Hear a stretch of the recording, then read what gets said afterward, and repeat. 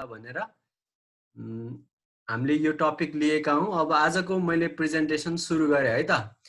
सबैजनालाई नमस्ते छ, मेरो नाम विक्रम हो।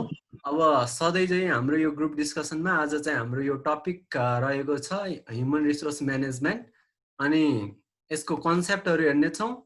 अब हुन सक्छ अलिकति इभोल्युसन पनि हेर्छौं हामी, त्यसपछि यसको च्यालेन्जेसहरु के कस्तो छन् जो हाम्रो असाइनमेन्टमा पनि दिएको एउटा क्वेशन छ।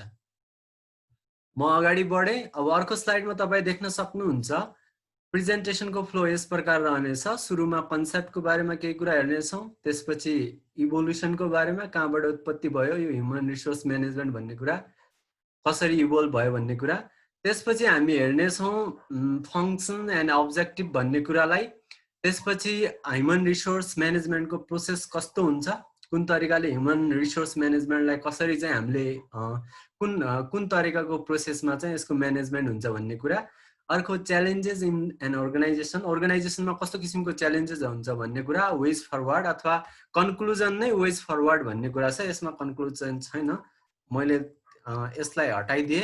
अब सामान्य तरिकाले तपाईले यहाँ साइडतिर देख्न सक्नुहुन्छ, यहाँ ह्युमन रिसोर्स म्यानेजमेन्टको केही एउटा मैले पिक्चर तपाईहरुलाई देखाइदिएको छु। त्यसमा चाहिँ अब इम्प्लोइ देख्न सक्नुहुन्छ, अनि त्यसपछि त्यहाँ स्ट्र्याटेजिक अब्जेक्टिभहरु, अनि अब धेरै कुराहरु, त्यो फिगर चाहिँ तपाईले देखेर केही कुरा चाहिँ अब आइडिया होला भनेर मैले यसरी राखिदिएको। अब हामी चाहिँ फर्स्ट स्लाइडमा जान्छौं आजको यो उसको लागि। एकैछिन यहाँ साथीहरुलाई एडमिट गर्ने पर्ने हो, त्यही भएर है त। ल अब आजको फर्स्ट स्लाइडमा हामी छौं। अब कन्सेप्ट अफ एचआरएम अथवा मानव संसाधन नेपालीमा भन्छ। यसलाई चाहिँ सामान्य तरिकाले बुझ्दाखेरि जसरी हामीहरुको अरु साधन स्रोत हुन्छ, अरु रिसोर्सेसहरु हुन्छ, त्यस्तै तरिकाले के रिसोर्सेसहरु हुन्छ हामीसँग भन्दाखेरि नेचुरल रिसोर्सेस हुन सक्छ, फरेस्ट, सोयल, विभिन्न किसिमको कुराहरु, त्यस्तै फाइनान्शियल रिसोर्स पनि हुन्छ हामीसँग हो। त्यसरी नेचुरल रिसोर्सेस र फाइनान्शियल रिसोर्सेस जस्तै पनि ह्युमनलाई पनि हामीले एक किसिमको रिसोर्सेसको रूपमा लिन्छौं। अब यसको सिनोनिम अथवा यसको पर्यायवाची के हुन्छ भन्दाखेरि तपाईलाई ह्युमन क्यापिटल, ह्युमनलाई चाहिँ एउटा क्यापिटलको रूपमा, एउटा क्यापिटल रिसोर्सेसको रूपमा, एउटा क्यापिटल साधनको रूपमा लिनुलाई नै ह्युमन रिसोर्सेस म्यानेजमेन्ट पनि, अब यो अरु रिसोर्सहरु जस्तै ह्युमन पनि एउटा रिसोर्स हो भन्ने किसिमको कन्सेप्ट हो। अब ह्युमन रिसोर्स र म्यानेजमेन्टको बारेमा के यहाँ अब सर्टकटमा डेफिनेसन छ। ह्युमन भनेको skilled workforce in an organisation. अब यो ह्युमन रिसोर्स म्यानेजमेन्टमा ह्युमनलाई कसरी हेर्नु पर्यो हामीले भन्दाखेरि, ह्युमन भनेको एउटा स्किल हुन्छ, एउटा वर्कफोर्स हो जो एउटा अर्गनाइजेसनमा हुन्छ। अर्को कुरा रिसोर्स भनेको लिमिटेड अथवा हामीसँग एकदमै कम, जसको चाहिँ हामीसँग अपर्याप्तता छ, मतलब त्यो पर्याप्त मात्रामा छैन हो, त्यो न्यून मात्रामा एभाइलेबल भएको मिन्स र मिडियम्सहरुलाई चाहिँ हामीले चाहिँ रिसोर्स भन्छौं, स्रोतहरु भन्छौं। अब च्याट बक्समा केही च्याटहरु पनि आएको छ, म अहिले हेर्न सक्दैन, लास्टमा म हेर्ने छु केही क्वेशन भयो भने। अनि म्यानेजमेन्ट भन्दाखेरि how to optimise and make the best use of limited resources. मैले भने ह्युमन भनेको एउटा स्किल्ड वर्कफोर्स हो जो अर्गनाइजेसनमा हुन्छ। अर्को कुरा रिसोर्सेस भनेको हामीसँग मिन्स, साधन र स्रोत, जो साधनहरु हुन्छन् त्यसको चाहिँ एकदमै कम मात्रामा हामीलाई एभाइलेबिलिटी हुन्छ, त्यो अब पर्याप्त मात्रामा हामीसँग हुँदैन। त्यसैले त्यस्तो लिमिटेड स्रोत साधनहरुलाई चाहिँ हामीले चाहिँ के गर्नु, अर्गनाइज गर्नुपर्ने। किन अर्गनाइज गर्नुपर्ने त, हाम्रो संस्थागत गोल र हाम्रो संस्थागत उद्देश्य र अब्जेक्टिभहरु रहेको हुन्छ, गोल्स एन्ड अब्जेक्टिभ रहेको हुन्छ हो। त्यो गोल्स एन्ड अब्जेक्टिभलाई एचिभ गर्नको लागि हामीले के गर्ने भन्दाखेरि ह्युमनलाई एउटा रिसोर्सको रूपमा म्यानेज गर्ने, यो कुरा चाहिँ ह्युमन रिसोर्स म्यानेजमेन्टको एउटा कन्सेप्टको रूपमा बुझ्न सकिन्छ। अर्को ह्युमन रिसोर्स म्यानेजमेन्टलाई चाहिँ एउटा मल्टिडिसिप्लिनरी एप्रोचको रूपमा लिन्छौं। मल्टिडिसिप्लिनरी एप्रोचको रूपमा भन्दाखेरि धेरैवटा डिसिप्लिनहरुसँग इन्टरलिङ्क छ, जस्तै म्यानेजमेन्टको डिसिप्लिनसँग, त्यस्तै गरिकन साइकोलोजीको डिसिप्लिनसँग, अब कम्युनिकेसनको डिसिप्लिनसँग, इकोनोमीको डिसिप्लिनसँग र सोशियोलोजीको डिसिप्लिनसँग यो ह्युमन रिसोर्स म्यानेजमेन्ट के छ, लिङ्क भएको छ। अब म्यानेजमेन्टको सँग कसरी, अब हामीले चाहिँ अब म्यानेजमेन्ट बिना चाहिँ कुनै पनि एरेन्जमेन्टहरु गर्न सक्दैनौं, त्यसैले म्यानेजमेन्ट म्यानेजमेन्टसँग लिङ्क छ। साइकोलोजीसँग कसरी लिङ्क छ भन्दाखेरि अब हामीलाई चाहिँ ह्युमन रिसोर्स म्यानेजमेन्टमा चाहिँ म्यानेज गर्दाखेरि हामीले ह्युमनलाई चाहिँ अब साइकोलोजिकल्ली प्रिपेयर छैन, मोटिभेट छैन, सेटिस्फाई छैन भनेपछि उसले काम गर्न सक्दैन। त्यसैले अब कम्युनिकेसन स्किल्सहरूसँग पनि रिलेटेड छ। अब यो डिसिप्लिनहरूसँग इकोनोमीसँग त हुने नै कुरा भयो, किनकि मान्छे मात्र एउटा रिसोर्स भएर हुँदैन, मान्छे पनि रिसोर्स चाहिन्छ, इकोनोमिक रिसोर्स पनि चाहिन्छ, financial resource, economic resources, natural रिसोर्सेसहरू सबै चाहिन्छ। त्यो रिसोर्सेसहरू मध्येको एउटा मान्छेलाई पनि रिसोर्सको रूपमा हामी लिन्छौँ र त्यसैले चाहिँ इकोनोमीसँग पनि यो रिलेटेड भएको हुन्छ, यो ह्युमन रिसोर्स म्यानेजमेन्ट। अर्को कुरा सोसियोलोजीसँग कसरी रिलेटेड भएको हुन्छ भन्दाखेरि हामीसँग सोसियल रिलेसनसिपहरू हाम्रो हुन्छ, इम्प्लोयरको पनि सोसल रिलेसनसिपहरू हुन्छ, अनि उसले चाहिँ अरूसँग कसरी डिलिङ गर्ने, कसरी रिलेसन गर्ने, सोसल क्यापिटलको कुराहरू छ। सोसल क्यापिटल पनि अथवा हामीसँग भएको रिलेसन, हामीसँग भएको पार्टनरसिप, हामीसँग भएको गुड रिलेसनलाई पनि एउटा पुँजीको रूपमा, एउटा साधनको रूपमा लिने गरिन्छ। त्यसैले यी कुराहरूसँग, म्यानेजमेन्टसँग, साइकोलोजीसँग, कम्युनिकेसनसँग, इकोनोमिक्ससँग र सोसियोलोजीसँग यसरी ह्युमन रिसोर्स म्यानेजमेन्ट इन्टरलिङ्क भएको हुन्छ, रिलेटेड हुन्छ। अर्को कुरा म्यानेजमेन्टको 5वटा एमहरू हुन्छ, एमबाटै म्यानेजमेन्ट आउँछ, त्यसरी 5वटा एम हुन्छ। फर्स्ट एम भनेको म्यान भयो, सेकेन्ड एम भनेको मनी भयो, थर्ड एम भनेको मेसिन भयो, फोर्थ एम भनेको मेटेरियल भयो र फिफ्थ एम भनेको मेथड्स भयो। हो, यो 5वटा म्यानेजमेन्टको एमहरूबाट सबभन्दा फर्स्ट एम जो म्यान छ, हो यो म्यानसँग जसले डिलिङ गर्छ त्योसँगको स्टडी, म्यानसँग सरोकार राख्ने जो म्यानेजमेन्टको म्यानसँग सरोकार राख्ने एस्पेक्ट छ, हो त्यो एस्पेक्टलाई चाहिँ हामी ह्युमन रिसोर्स म्यानेजमेन्ट चाहिँ भन्छौँ। म अर्को अब केही डेफिनेसनबाट पनि तपाईँलाई बुझाउन कोसिस गरेँ। एउटा डेफिनेसन मैले आफैले बनाएको छु, एउटा यहाँ मैले सुरुमा भनाइ पनि लेखिदिएको छु, resources are the means to meet the ends. रिसोर्सेसहरू भनेका चाहिँ स्रोत साधनहरू भनेका चाहिँ के हुन् भनेर हामी बुझ्न सक्छौँ भनेपछि त्यस्ता माध्यमहरू हुन् जसले चाहिँ हाम्रा चाहनाहरू पुरा गर्न सक्छन्। अब यहाँ हाम्रा भन्ने ठाउँमा चाहिँ अर्गनाइजेसन हुनसक्छ, कम्पनी हुनसक्छ, त्यसैले साधन स्रोतको माध्यमबाट मतलब कम्पनीका, अर्गनाइजेसनका चाहनाहरू पुरा हुन्छन् भनेर बुझ्न सकिन्छ। अब उदाहरणको रूपमा हाम्रा चाहनाहरू पनि साधन स्रोतले पुरा हुन्छन्। यदि हामीसँग चाहिँ फाइनेन्सियल साधन स्रोतहरू छ, इकोनोमी छ भनेपछि हामीलाई आफूले चाहेका कुराहरू मजाले किन्न सक्छौँ। त्यसैले ह्युमन रिसोर्सेसलाई पनि प्रयोग गरेर त्यो रिसोर्सेसले इन्स्टिट्युसनको गोलहरू, अर्गनाइजेसनको गोलहरू र कम्पनीको गोलहरू एचिभ गर्न सकिन्छ। अब ह्युमन रिसोर्स म्यानेजमेन्टलाई चाहिँ अझै सजिलो तरिकाले बुझ्नको निम्ति तपाईँले HUMAN ह्युमन भनेर सुन्नु नै भएको हुन्छ, अब त्यो कमनली युज भएको हुन्छ। यसलाई चाहिँ मैले चाहिँ अब एब्रिभिएट गर्दाखेरि, यसलाई चाहिँ एउटा निमोनिक्स बनाउँदाखेरि a process of acquiring human as capital, मान्छेलाई चाहिँ एउटा मानव पुँजीको रूपमा चाहिँ एक्वायर गर्ने, प्राप्ति गर्ने कुरा हो, जसले चाहिँ as for human, you for utilisation, कसरी युटिलाइज गर्ने कुरा, ए फर एक्सेसन, एलोकेसन। एक्सेसन भनेको प्राप्ति बुझ्न सकिन्छ, एक्सेस भनेको प्राप्ति नै हो, एक्सेसबाट एक्सेसन आएको हो। अर्को एलोकेसन, अब कुन ठाउँमा ह्युमन रिसोर्सेसलाई चाहिँ कसरी चाहिँ डिस्ट्रिब्युट गर्ने त। जस्तै अब नेपाल सरकारले ह्युमन रिसोर्सेसलाई डिस्ट्रिब्युट गर्दाखेरि स्थानीयको लागि एक किसिमको ह्युमन रिसोर्स छ, अनि सङ्घको लागि एक किसिमको ह्युमन रिसोर्स छ, त्यसै गरिकन प्रदेशको लागि अर्को किसिमको ह्युमन रिसोर्सेस छ। त्यसैले त्यसलाई कसरी एलोकेट गर्ने भन्ने कुरा र एरेन्ज गर्ने भन्ने कुरा। एरेन्ज भन्नु पर्दाखेरि right man in right place, कसरी चाहिँ अब उसलाई चाहिँ सुहाउँदो किसिमको चाहिँ पोस्टहरू दिने कुराहरू यो एबाट हामीले बुझ्न सक्छौँ। एम फोर म्यान्युभरिङ, म्यान्युभरिङ भन्दाखेरि चाहिँ अब के बुझिन्छ भन्दाखेरि स्किलको कुराहरू, उसमा भएको एबिलिटिजहरू, उसमा भएको क्यापेसिटीहरू बिल्डिङ गर्ने कुरालाई चाहिँ म्यान्युभरिङले बुझिन्छ। र एन फोर नर्मेटिभली, नर्मेटिभली भनेको कम्प्लायन्स विथ ल अथवा नर्म्स र रेगुलेसनसँग कम्प्लायन्स राख्ने कुरा भयो।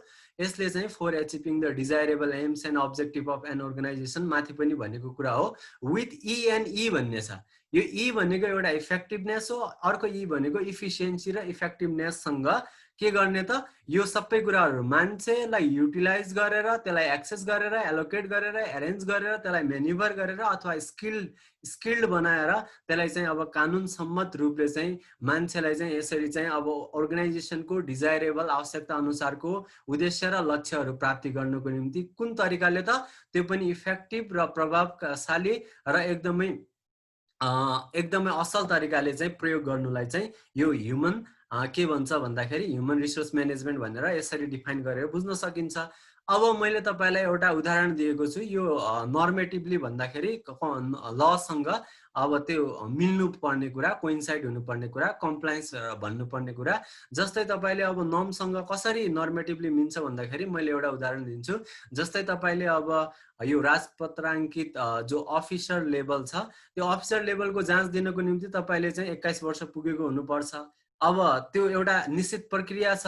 त्यस्तै तपाईँको क्राइटेरिया चाहिँ ग्रेजुएसन भएको हुनुपर्छ, ब्याचलर पास गरेको हुनुपर्छ र निश्चित किसिमको एप्राइजल र एसेसमेन्ट जो हुन्छ, जो अब उसको चाहिँ अब मूल्याङ्कन विवरण हुन्छ, त्यसको लागि पनि कानुन सम्मत उसलाई चाहिँ त्यो तरिकाले चाहिँ कम्प्लायन्स मिलेको हुनुपर्छ, कानुन अनुसार उसले चाहिँ त्यो प्रक्रियाहरू पुरा गरेको हुनुपर्छ भन्ने कुरा बुझिन्छ। अब एडविन फ्लिप्पूले एक किसिमको चाहिँ डेफिनेसन दिएको छ। उसले पनि ह्युमन रिसोर्स म्यानेजमेन्टलाई चाहिँ planning, organising, directing, controlling of procurement, प्राप्ति गर्दाखेरि प्लान गर्ने, कसरी प्राप्ति गर्ने भन्ने कुरा, त्यसलाई अर्गनाइज गर्ने, त्यसलाई डाइरेक्ट गर्ने, त्यसलाई कन्ट्रोल गर्ने, अनि अर्को development, compensation, integration, maintenance, separation for human resources to the end of that individual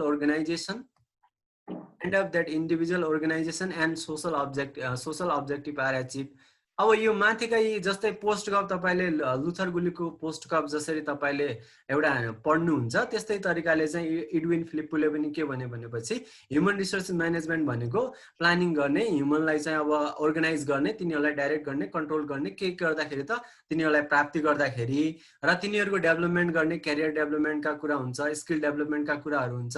त्यस्तै तिनीहरूलाई कम्पन्सेट गर्ने, कम्पन्सेटिङ पोलिसीहरू हुन्छ, तिनीहरूलाई रिवार्डिङको कुरा भयो, तिनीहरूलाई इन्सेन्टिभको कुराहरू भयो। इन्टिग्रेट गर्ने भन्दाखेरि उनीहरूको वर्किङ इन्भाइरोमेन्टसँग उनीहरूलाई फ्यामिलियर बनाउने, विभिन्न किसिमको डाइभर्सिटी हुन्छ, त्यसमा चाहिँ एकरूप भएर चाहिँ त्यहाँ काम गर्ने। अर्को मेन्टेनेन्सको कुरा, हामीसँग कुनै पनि अब स्रोत साधनहरू हुन्छ भनेपछि, जस्तै डिभाइसेसहरू हुन्छ भनेपछि त्यो डिभाइस हामीलाई मेन्टेनेन्स गर्नुपर्छ। तपाईँसँग साइकल छ भने साइकल मेन्टेनेन्स गर्नुपर्छ, बाइक छ भने बाइक मेन्टेनेन्स गर्नुपर्छ। त्यसै गरिकन मान्छेलाई पनि एउटा रिसोर्सको रूपमा युज गर्छौँ भनेपछि त्यसको पनि एउटा ह्युमन जो एउटा वर्क फोर्सको रूपमा काम गर्छ, त्यसलाई पनि मेन्टेनेन्स गर्नुपर्ने हुन्छ। र यो सबै अनि अब यो सबै कुरा गरेर चाहिँ के अल्टिमेट गोल के लगेको हुन्छ भनेपछि संस्थाको, अर्गनाइजेसनको चाहिँ अब अब्जेक्टिभहरू एचिभ गर्नको निम्ति। अर्गनाइजेसन भन्दाखेरि अब तपाईँहरूले कति कुरा मतलब बुझ्नु भएको छैन भनेपछि अर्गनाइजेसन भनेको एउटा ग्रुप हो, एउटा मतलब एउटा समूह हो। समूहमा चाहिँ अब उनीहरूको चाहिँ कमन गोल हुन्छ, कमन अब्जेक्टिभ हुन्छ, एउटा स्ट्रक्चर हो, एउटा चाहिँ संरचना हो भनेर बुझ्न सकिन्छ है त। अब माथि मैले भनेको थिएँ अब त्यो प्लानिङ, यो के भन्छन्, ह्युमनलाई चाहिँ युटिलाइज गर्ने, ह्युमनलाई चाहिँ म्यानेभरिङ गर्ने, ह्युमनलाई चाहिँ एक्सेस गर्ने, एलोकेट गर्ने, ह्युमनलाई चाहिँ फेरि अझ तपाईँले एरेन्ज गर्ने, अनि नर्मेटिभली ह्युमनलाई चाहिँ अब युज गर्ने। कसरी गर्ने भन्दाखेरि मैले चाहिँ तपाईँलाई भनेको थिएँ ई र ई भनेको थिएँ। एउटा ई भनेको इफिसियन्सी, अर्को ई भनेको इफेक्टिभनेसहरू। दुईटै तरिकाको हुनुपर्छ। त्यो ह्युमन रिसोर्स म्यानेजमेन्टबाट अर्गनाइजेसनल गोलहरू एचिभ गर्दाखेरि त्यो के हुनुपर्छ, त्यो प्रोसेस भनेको इफेक्टिभ र इफिसियन्ट हुनुपर्छ। मैले तपाईँलाई इफिसियन्सी र इफेक्टिभनेसको एउटा चाहिँ सामान्य एउटा इक्जाम्पलबाट तपाईँलाई बुझाउन कोसिस गर्दैछु। इफेक्टिभनेस र इफिसियन्सी भनेको के हो भनेर। इफिसियन्सीको एउटा 6-7 क्लास 8 क्लासतिर एउटा फर्मुला हुन्छ, जसको इफिसियन्सी बराबर वर्क आउटपुट बराबर वर्क इनपुट इन्टु 100% मा चाहिँ त्यसलाई क्यालकुलेट गर्छन्। अब मान्नुहोस् कि एउटा यहाँ उदाहरण मैले दिएको छु। अब तपाईँले हेर्न सक्नुहुन्छ मङ्कीमा के छ भनेपछि 5 वटा एरो छ, टार्गेट आउट अफ 10। अब उसको इफिसियन्सी कति छ त 50% भयो। 10 वटा उसले एरो हान्यो मङ्कीले यो टार्गेटमा, तपाईँले यहाँ देख्न सक्नुहुन्छ यो एउटा यसले चाहिँ एरोहरू हानेको। त्यस्तै मङ्कीले टार्गेट हान्दाखेरि 10 वटा चाहिँ एटेम्प्टमा उसले चाहिँ 5 वटा एरो हान्यो, उसको इफिसियन्सी भनेको 50% भयो। अब मान्छेको हेर्नुहुन्छ भनेपछि उसले चाहिँ 5 वटा एरोहरू हान्यो, 5वटा एरोमा उसको 4वटा एरो लाग्यो भनेपछि उसको एफिसियन्सी चाहिँ 80% भयो। यो क्याल्कुलेट गर्ने फर्मुला यसरी, जसरी अझ 5/10 * 100 गरे भनेपछि जसरी 50% आउँछ माथिको केसमा, तलको केसमा चाहिँ अब 4/5 * 100 गरे भनेपछि 80% आउँछ। अब यहाँबाट के कन्क्लुजन निकाल्न सक्छौँ भनेपछि एरोहरू बढी त टार्गेटमा हानेको त उता माथि मङ्कीले छ, तर उसले चाहिँ जति पनि उसले एटेम्प्ट गरेको छ त्यो एटेम्प्टमा चाहिँ बढी हानेको चाहिँ मान्छेले छ। यसबाट के कन्क्लुजन निकाल्न सकिन्छ भनेपछि man has higher efficiency than monkey, or man is efficient than, अथवा मान्छेको सक्सेस बढी भयो मङ्कीको भन्दा। कसरी त, मान्छेले चाहिँ 5वटा सट हान्दाखेरि 4वटा एरोहरू उसको टार्गेटमा लाग्यो, मङ्कीको त 10वटा सट हान्दाखेरि उसको चाहिँ 5वटा एरो मात्र टार्गेटमा लाग्यो। त्यसैले अब यस इक्जाम्पलबाट तपाईँ के बुझ्नुहोस् भनेपछि human resource management is all about having efficiency and effectiveness अथवा success or being efficient in for an organisation. संस्थाको लागि के हुनु हो त भनेर बुझ्नु पर्यो। एउटा इफिसियन्ट र इफेक्टिभ एउटा वर्क फोर्स हुनु हो भनेर बुझ्न सकिन्छ। अब केही हामी अब इभोल्युसनमा जानेछौँ। इभोल्युसनको तपाईँले अब एउटा सिनारियो हेर्नुहुन्छ भनेपछि यो इभोल्युसनमा चाहिँ तपाईँ फर्स्ट फेज ह्युमन इभोल्युसनको वेलफेयर म्यानेजमेन्ट भन्छ, त्यसपछि पर्सनल म्यानेजमेन्ट आयो, त्यसपछि इन्डस्ट्रियल रिलेसन आयो, सेकेन्ड टाइपको जो इन्डस्ट्रियल रिभोल्युसन भयो लगभग तपाईँको सेकेन्ड वर्ल्ड वारतिरको कुरा हो। अनि त्यसपछि त्यसबाट सिफ्ट भएर यो चाहिँ ह्युमन रिसोर्स म्यानेजमेन्टको रूपमा आएको छ। यसरी क्रमबद्ध रूपमा विकास भएको छ।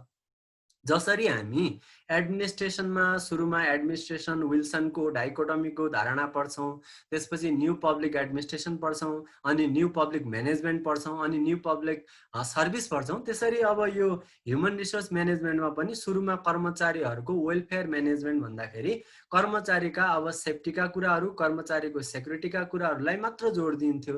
त्यसपछि पर्सनल म्यानेजमेन्टले चाहिँ कर्मचारीलाई कसरी कन्ट्रोल गर्ने, कसरी कोअर्डिनेट गर्ने भन्ने कुरालाई जोड दिन थाल्यो। अनि इन्डस्ट्रियल रिलेसनको कुरामा चाहिँ कर्मचारीहरूमा चाहिँ अब एक किसिमको युनियन बनाउने, कलेक्टिभ बार्गेनिङको कुराहरू, कर्मचारी सबै एक ठाउँमा कलेक्टिभ भेला भएर उनीहरूले आफ्नो इम्प्लोयर जसले उसलाई चाहिँ रोजगारी दिन्छ उनीहरूसँग चाहिँ अब स्यालेरीको कुराहरूमा, वेजेसको कुराहरूमा उनीहरूले चाहिँ अब बार्गेनिङ गर्ने किसिमले त्यतिखेरको यो इन्डस्ट्रियल रिलेसनमा भएको यो एरामा त्यस्तो किसिमको चाहिँ अब यो ह्युमन रिसोर्सहरू त्यसरी म्यानेज गरिन्थ्यो। अर्को कुरा ह्युमन रिसोर्स म्यानेजमेन्टको अहिलेको मोडर्न ट्रेन्ड्सहरू के छ भन्दाखेरि ह्युमन रिसोर्स डेभलपमेन्ट छ। ह्युमन रिसोर्स डेभलपमेन्ट भनेको ह्युमन रिसोर्स म्यानेजमेन्ट अन्तर्गतको एउटा सबसेट हो। ठुलो चाहिँ ह्युमन रिसोर्स म्यानेजमेन्ट, त्यो भित्रको चाहिँ एउटा सानो पार्ट भनेको ह्युमन रिसोर्स डेभलपमेन्ट हो भनेर बुझ्न सकिन्छ है त। अर्को ह्युमन क्यापिटल म्यानेजमेन्ट, अब तल पनि यसको कुरा आउँछ। अर्को चाहिँ थर्ड क्याटेगोरी के छ अहिले मोडर्न ट्रेन्डमा चाहिँ ह्युमन रिसोर्स म्यानेजमेन्टमा भन्दाखेरि स्ट्राटेजिक जो चाहिँ छ हामीसँग स्ट्राटेजिक ह्युमन रिसोर्स म्यानेजमेन्ट चाहिँ अहिलेको सबभन्दा लेटेस्ट ट्रेन्ड हो। अब यो के हो भनेर हामी चाहिँ अब अगाडिको स्लाइडमा हेर्नेछौँ है त। अब वेलफेयर म्यानेजमेन्टमा मैले भने यी सबै कुरा हेर्नु पर्दैन, यसमा धेरै कुरा लेखिएको छ। तपाईँले रातो जो हाइलाइट गरेको टेक्स्ट छ त्यसलाई चाहिँ हेर्नुभयो भने त्यति गरे पुग्छ है त। अब वेलफेयर म्यानेजमेन्टले के कुरालाई फोकस गर्यो भन्दाखेरि यो वेलफेयर म्यानेजमेन्ट भनेको के हो कि ह्युमन रिसोर्स म्यानेजमेन्टको ट्रेडिसनल कन्सेप्ट हो। यसले ensuring safety and healthy working conditions, अब काम गर्नको लागि सेफ्टी हुनु पर्यो, किनकि पहिले तपाईँ देख्न सक्नुहुन्छ पहिले चाहिँ अब विभिन्न किसिमका चाहिँ अम्बुसहरू अनि त्यसपछि यो ठुल्ठुलो पहाडहरू फोड्दाखेरि पनि बारुदहरू फोड्ने हुन्थे। त्यसैले चाहिँ त्यहाँ चाहिँ सबभन्दा पहिला इम्प्लोइको सेफ्टी हुनु पर्यो र हेल्थको कन्डिसन चाहिँ के हुनु पर्यो, वेल हुनु पर्यो। वेल हेल्थ कन्डिसनमा चाहिँ उसले काम गर्न सक्ने हेल्थ कन्डिसन हुनु पर्यो भन्दाखेरि यो ह्युमन रिसोर्स म्यानेजमेन्टलाई यत्तिकै कुरामा चाहिँ सुरुमा हेरिन्थ्यो। त्यसपछि पर्सनल म्यानेजमेन्टमा के का कुरा आयो, तपाईँका इम्प्लोइका वेजका स्यालेरीका कुरा आए, इम्प्लोइका बेनिफिटका कुरा आए, अब कम्प्लायन्स विथ लेबर लका कुराहरू आए, जो लेबरहरूले चाहिँ एक किसिमको ल बनाएको हुन्छ त्यससँग चाहिँ तालमेल गर्ने कुराहरू आए। र मेन फोकस केमा दियो भनेपछि command and control of human resource. अब यो ह्युमन रिसोर्सलाई कसरी चाहिँ कमान्ड डिमान्ड गर्ने, कसरी हामी चाहिँ अब एउटा लेबर युनियन बनाएर अगाडि बनेर उनीहरू आफ्नो माग राख्ने र त्यसलाई कसरी कन्ट्रोल गर्ने, एउटा चाहिँ त्यतिखेरको एटमोस्फियरमा चाहिँ कसरी एडाप्ट हुने किसिमको चाहिँ यो कमान्ड र कन्ट्रोललाई चाहिँ पर्सनल म्यानेजमेन्ट अन्तर्गत हेऱ्यो। अब यी धारणा भनेका अब ह्युमन रिसोर्स म्यानेजमेन्टका ट्रेडिसनल कन्सेप्ट हुन्। अब इन्डस्ट्रियल रिलेसनमा जो एरा आयो त्यसपछि अब इन्डस्ट्रियल रिलेसन भन्ने एरा आयो, त्यसमा चाहिँ ह्युमन रिसोर्स म्यानेजमेन्ट अथवा इम्प्लोयरहरूलाई चाहिँ के कुराहरूमा बढी फोकस भए भन्दाखेरि ट्रेड युनियनको कुरामा, अनि अर्को फङ्सन लाइक अर्गनाइजिङ वर्कर, त्यतिखेर डिस्प्युट हुने कुराहरूमा, अनि त्यसपछि settlement of dispute, worker participation, वर्करहरूको चाहिँ पार्टिसिपेसन हुने कुरामा, डिसिजन मेकिङको कुरामा र कलेक्टिभ बार्गेनिङ जस्ता कुराहरूमा यो इन्डस्ट्रियल रिलेसनको एरामा चाहिँ यस्तो कुराहरूमा फोकस भयो, जो चाहिँ ह्युमन रिलेसनको यो पनि ट्रेडिसनल कन्सेप्ट हो भनेर बुझ्न सकिन्छ। त्यसपछि आयो ह्युमन रिसोर्स म्यानेजमेन्ट, जो चाहिँ अहिलेको कन्सेप्ट हो। यो human resource management broad term हो। यसलाई चाहिँ आएका अब यसपछि आएका कन्सेप्टहरू पनि अनि अरू छन्, पोस्ट कन्सेप्टहरू। अब यो ह्युमन रिसोर्स म्यानेजमेन्टले चाहिँ के कुरालाई फोकस गर्छ त, हामीले यो रातो कुरामा तपाईँले रातो टेक्स्टमा हेर्न सक्नुहुन्छ, रिक्रुटमेन्टका कुराहरूलाई प्राप्ति कसरी गर्ने, उनीहरूलाई कसरी ट्रेनिङ दिने, कसरी डेभलप गर्ने, क्यारियर डेभलपमेन्ट कसरी गर्ने, र पर्फर्मेन्स कसरी, उनीहरूको पर्फर्मेन्सलाई बेटर कसरी बनाउने, उनीहरूलाई कसरी एक किसिमले रिवार्ड कसरी दिने, उनीहरूको चाहिँ एप्राइजल कसरी गर्ने, उनीहरूको मूल्याङ्कन कसरी गर्ने भन्ने कुरालाई चाहिँ ह्युमन रिसोर्स म्यानेजमेन्टले हेर्दछ। अब अर्को स्लाइडमा जाँदाखेरि यही ह्युमन रिसोर्स डेभलपमेन्टको कुरा हो। मैले अगाडि नै भने ह्युमन रिसोर्स डेभलपमेन्ट भनेको चाहिँ ह्युमन रिसोर्स म्यानेजमेन्ट एउटा ब्रोडर टर्म हो। त्यसको भित्रको चाहिँ एउटा सबसेट अथवा सानो इन्टिटी चाहिँ ह्युमन रिसोर्स डेभलपमेन्ट हो भनेर बुझ्न सकिन्छ। ह्युमन रिसोर्स डेभलपमेन्टले चाहिँ के कुरालाई फोकस गर्छ भन्दाखेरि building the skill, knowledge and competency of the employees through the training programs and performance of management techniques. Management को तरिकाहरूले अब लेबर अथवा इम्प्लोयीहरूको के कुरालाई बिल्डअप गर्ने त, स्किलको कुराहरूलाई, नलेजलाई, उनीहरूको कम्पिटिटिभनेसलाई, कम्पिटेन्सीलाई चाहिँ बिल्डअप गर्ने, ट्रेनिङहरूको थ्रु पर्फर्मेन्सलाई बेटर गर्ने कुरा चाहिँ यो ह्युमन रिसोर्स डेभलपमेन्टले त्यो कुरामा चाहिँ फोकस गरेको हुन्छ। अब अर्को टर्म आउँछ ह्युमन क्यापिटल म्यानेजमेन्ट। अब ह्युमनलाई चाहिँ क्यापिटलको रूपमा मान्छौँ हामी। त्यो क्यापिटलको रूपमा मानिसकेपछि कसरी चाहिँ अब ह्युमनलाई म्यानेजमेन्ट गर्नुपर्छ भन्ने कुरा चाहिँ ह्युमन रिसोर्स म्यानेजमेन्ट अन्तर्गतको अहिले पछिल्लो आएको एउटा अवधारणा, एउटा कन्सेप्ट भनेर बुझ्न सकिन्छ। अब यसले के कुरालाई चाहिँ रिफर गर्छ भन्दाखेरि refers to the functions of the part of the global strategic management, human capital in an organization, from the talent and the applicant, tracking the salary planning and analytics. अब यसले के कुरालाई विशेष जोड दिन्छ भन्दाखेरि ह्युमन क्यापिटल म्यानेजमेन्टले तीन कुरा तपाईं देख्न सक्नुहुन्छ। वर्कफोर्सको म्यानेजमेन्ट, वर्कफोर्स भनेको को हो? मान्छेहरू, इम्प्लोयरहरू, त्यसको म्यानेजमेन्ट, त्यसको चाहिँ टाइमिङहरू, कतिदेखि कति टाइमिङमा काम गर्ने, कस्तो टाइमिङमा चाहिँ अब उसलाई चाहिँ कतिसम्म टाइममा चाहिँ उसलाई चाहिँ काम गराउने, त्यो सबै कुराहरू हेर्ने भयो। उसको एटेन्डेन्स कति छ, काममा चाहिँ ऊ चाहिँ कति सहभागी भएको छ, उसले चाहिँ लिभ कति लगेको छ, यो चाहिँ वर्कफोर्स म्यानेजमेन्टको कुरा चाहिँ ह्युमन क्यापिटल अन्तर्गत हेरिन्छ। अर्को कुरा हेरिने भनेको वर्कफोर्सको अप्टिमाइजेसन। वर्कफोर्समा चाहिँ कसरी प्लानिङ गर्ने, कसरी एनालाइसिस गर्ने त, पहिलेको काम कस्तो थियो, अहिलेको काम कस्तो छ र फ्युचरमा चाहिँ कस्तो कस्तो काम गर्नुपर्ने छ भनेर एक किसिमको चाहिँ पास्ट डाटाहरूलाई हेरेर एनालाइसिस गर्ने। वर्कलाई चाहिँ कसरी बेटर परफर्मिङ गर्नु पर्यो र ह्युमनलाई चाहिँ कसरी इफेक्टिभ र इफिसियन्ट वेमा चाहिँ अब ह्युमनलाई चाहिँ के गर्नु पर्यो, युटिलाइज गर्नुपर्ने भन्ने कुरालाई चाहिँ यो वर्कफोर्स अप्टिमाइजेसनले हेर्छ, जो चाहिँ ह्युमन क्यापिटल म्यानेजमेन्ट अन्तर्गत पर्छ। तेस्रो कुरा ह्युमन क्यापिटल म्यानेजमेन्ट अन्तर्गत पर्ने कुरा हो ट्यालेन्टलाई म्यानेजमेन्ट गर्ने। रिक्रुटिङ भनेको प्राप्ति अथवा भर्नालाई बुझिन्छ, लर्निङ र कम्पन्सेसन। अब सिकाइको कुराहरू, स्किलहरू सिक्न सकिन्छ, विभिन्न किसिमका टेक्निकहरू सिक्न सकिन्छ। अर्को कम्पन्सेसनका कुराहरू, कम्पन्सेटिङ पोलिसीहरूबाट उनीहरूलाई इन्सेन्टिभका कुरा, रिवार्डका कुराहरू र हुनसक्छ उनीहरूलाई चाहिँ अब गल्ती गर्दाखेरि दण्डका कुराहरू पनि हो। यो तीनटा कुरा वर्कफोर्सको म्यानेजमेन्ट, वर्कफोर्सको अप्टिमाइजेसन र ट्यालेन्ट म्यानेजमेन्ट चाहिँ ह्युमन क्यापिटल म्यानेजमेन्ट अन्तर्गत देखिने, मतलब अन्तर्गत पर्ने, फोकस ह्युमन क्यापिटल म्यानेजमेन्टले फोकस गरेका तीनवटा कम्पोनेन्ट हुन् भनेर बुझ्न सकिन्छ। अब यो ह्युमन रिसोर्स म्यानेजमेन्ट अन्तर्गत मैले पहिलेदेखिको अवधारणा भनिसकेँ मैले तपाईलाई। फेरि पनि अब अर्कोमा चाहिँ पछाडिको स्लाइड गयो। अब अगाडिको स्लाइडमा तपाईलाई अब अलिकति म टाइमलाइनबाट भन्छु। तपाईलाई चाहिँ अब 1890 देखि 1910 सम्मको यो एफडब्ल्यू टेलरले चाहिँ अब वर्करहरुमा चाहिँ अब वर्करहरुलाई चाहिँ काम बढी इफिसिएन्ट र इफेक्टिभ अथवा साइन्टिफिक म्यानेजमेन्ट जो एफडब्ल्यू टेलरले दिएको हो त्यो पनि अब ह्युमन रिसोर्स म्यानेजमेन्टलाई चाहिँ अब अझ म्यानेज गर्नको निम्ति अर्गनाइज गर्नको निम्ति कसरी ह्युमन रिसोर्स म्यानेजमेन्टलाई इफिसिएन्ट र इफेक्टिभ बनाउन सकिन्छ भनेर उसले चाहिँ साइन्टिफिक मेथडहरु साइन्टिफिक टुल्सहरु युज गरेर साइन्टिफिक वेबाट एउटा स्टडी कन्डक्ट गरेर कम्पनसेसन दिएर आर्थिक रूपले चाहिँ एउटा इन्सेन्टिभहरु दिएर अब वर्करहरुलाई मोटिभेसन गराउने आर्थिक रूपले इन्सेन्टिभ दिएर र उनीहरुलाई चाहिँ उनीहरुको क्यापेसिटी म्याक्सिमम क्यापेसिटीसँग उनीहरुलाई चाहिँ काम गर्न योग्य बनाउने किसिमले चाहिँ एफडब्ल्यू टेलरले चाहिँ एक किसिमको ह्युमन रिसोर्स म्यानेजमेन्टलाई म्यानेज र अर्गनाइज गरेर इफिसिएन्ट वेबाट मतलब कामहरु गराउनको निम्ति उनले चाहिँ अब 1890 देखि 1910 सम्म दिएको एउटा कन्सेप्ट हो। अर्को यो के रे इल्टन माओ भन्ने छन्, उनी चाहिँ अस्ट्रेलियाका हुन् र उनले के कन्सेप्ट दिए भनेपछि यो एफडब्ल्यू टेलर पछि इल्टन माओले चाहिँ ह्युमन रिसोर्स म्यानेजमेन्टलाई चाहिँ म्यानेज गर्दाखेरि कसरी गर्नु पर्यो त अब खाली आर्थिक रूपले इन्सेन्टिभ दिएर हुँदैन, जब सेटिस्फ्याक्सन चाहिँ एकदमै प्राइमरी कुरा हो। ऊ चाहिँ मान्छे चाहिँ आफ्नो जबदेखि सेटिस्फाइड छ कि छैन भन्ने कुरा चाहिँ एकदमै मतलब त्यो हेरिने कुरा हो। त्यसैले चाहिँ खाली यो आर्थिक कुरालाई मात्र हेरेर हुँदैन, सेटिस्फ्याक्सनको कुरालाई पनि हेर्नुपर्छ। के को लागि त म्याक्सिमम के भन्छन् प्रोडक्टिभिटी इन्हान्स गर्नको लागि यो जब सेटिस्फ्याक्सन पनि हेर्नुपर्छ भनेर इल्टन माओले भने।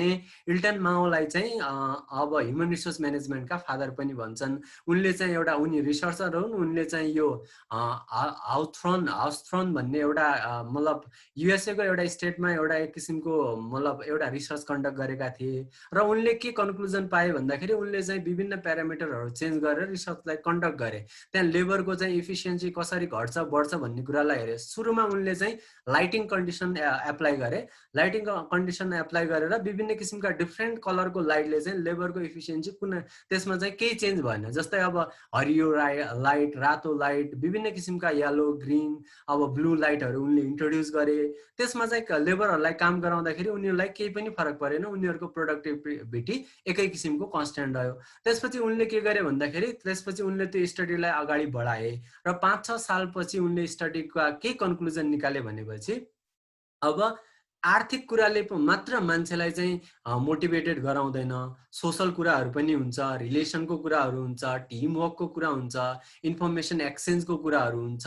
त्यसैले उनले चाहिँ सेटिस्फ्याक्सन भन्ने कुरालाई चाहिँ बढी जोड दिए केमा त ह्युमन रिसोर्सेस म्यानेजमेन्टमा। अर्को कुरा चाहिँ अब 1945 देखि 1965 सम्म के कुरालाई फोकस गरियो त अब त्यतिखेरको अब सेकेन्ड अथवा थर्ड जो इन्डस्ट्रियल रिभोल्युसन चलिरहेको थियो सेकेन्ड वर्ल्ड वार पछि, त्यसमा चाहिँ कलेक्टिभ बार्गेनिङ अब लेबर युनियनहरु खडा भएर अब इम्प्लोयरसँग चाहिँ आफ्ना मागहरु राख्ने, उनीहरुसँग बार्गेनिङ गर्ने किसिमको चाहिँ कुराहरु बढी आयो र यो चाहिँ केमा त लेबरहरुको रिलेसन कस्तो हुने पर्सनल म्यानेजमेन्टमा त्यस्ता कुरामा फोकस गरियो। अर्को चाहिँ 1964 देखि 1985 सम्म के कुरालाई जोड दियो भन्दाखेरि तपाईको यो युएस सिभिल राइट एक्ट 1964 ले के कुरालाई इन्ट्रोड्युस गर्यो कि त्यहाँका लेबरहरुमा एक किसिममै ठूलो किसिमको चाहिँ एउटा मुभमेन्ट अथवा रिभोल्युसन भयो। जसरी 62-63 मा नेपालको संविधान आउँदाखेरि समावेशीकरण हुनुपर्छ, मधेसीहरु तराईका मान्छे सबै अब आन्दोलनमा उत्रिएर अब हाम्रो पनि हक अधिकार सुनिश्चित हुनुपर्छ भनेर जसरी भने त्यतिखेर युएसए मा चाहिँ यो सिभिल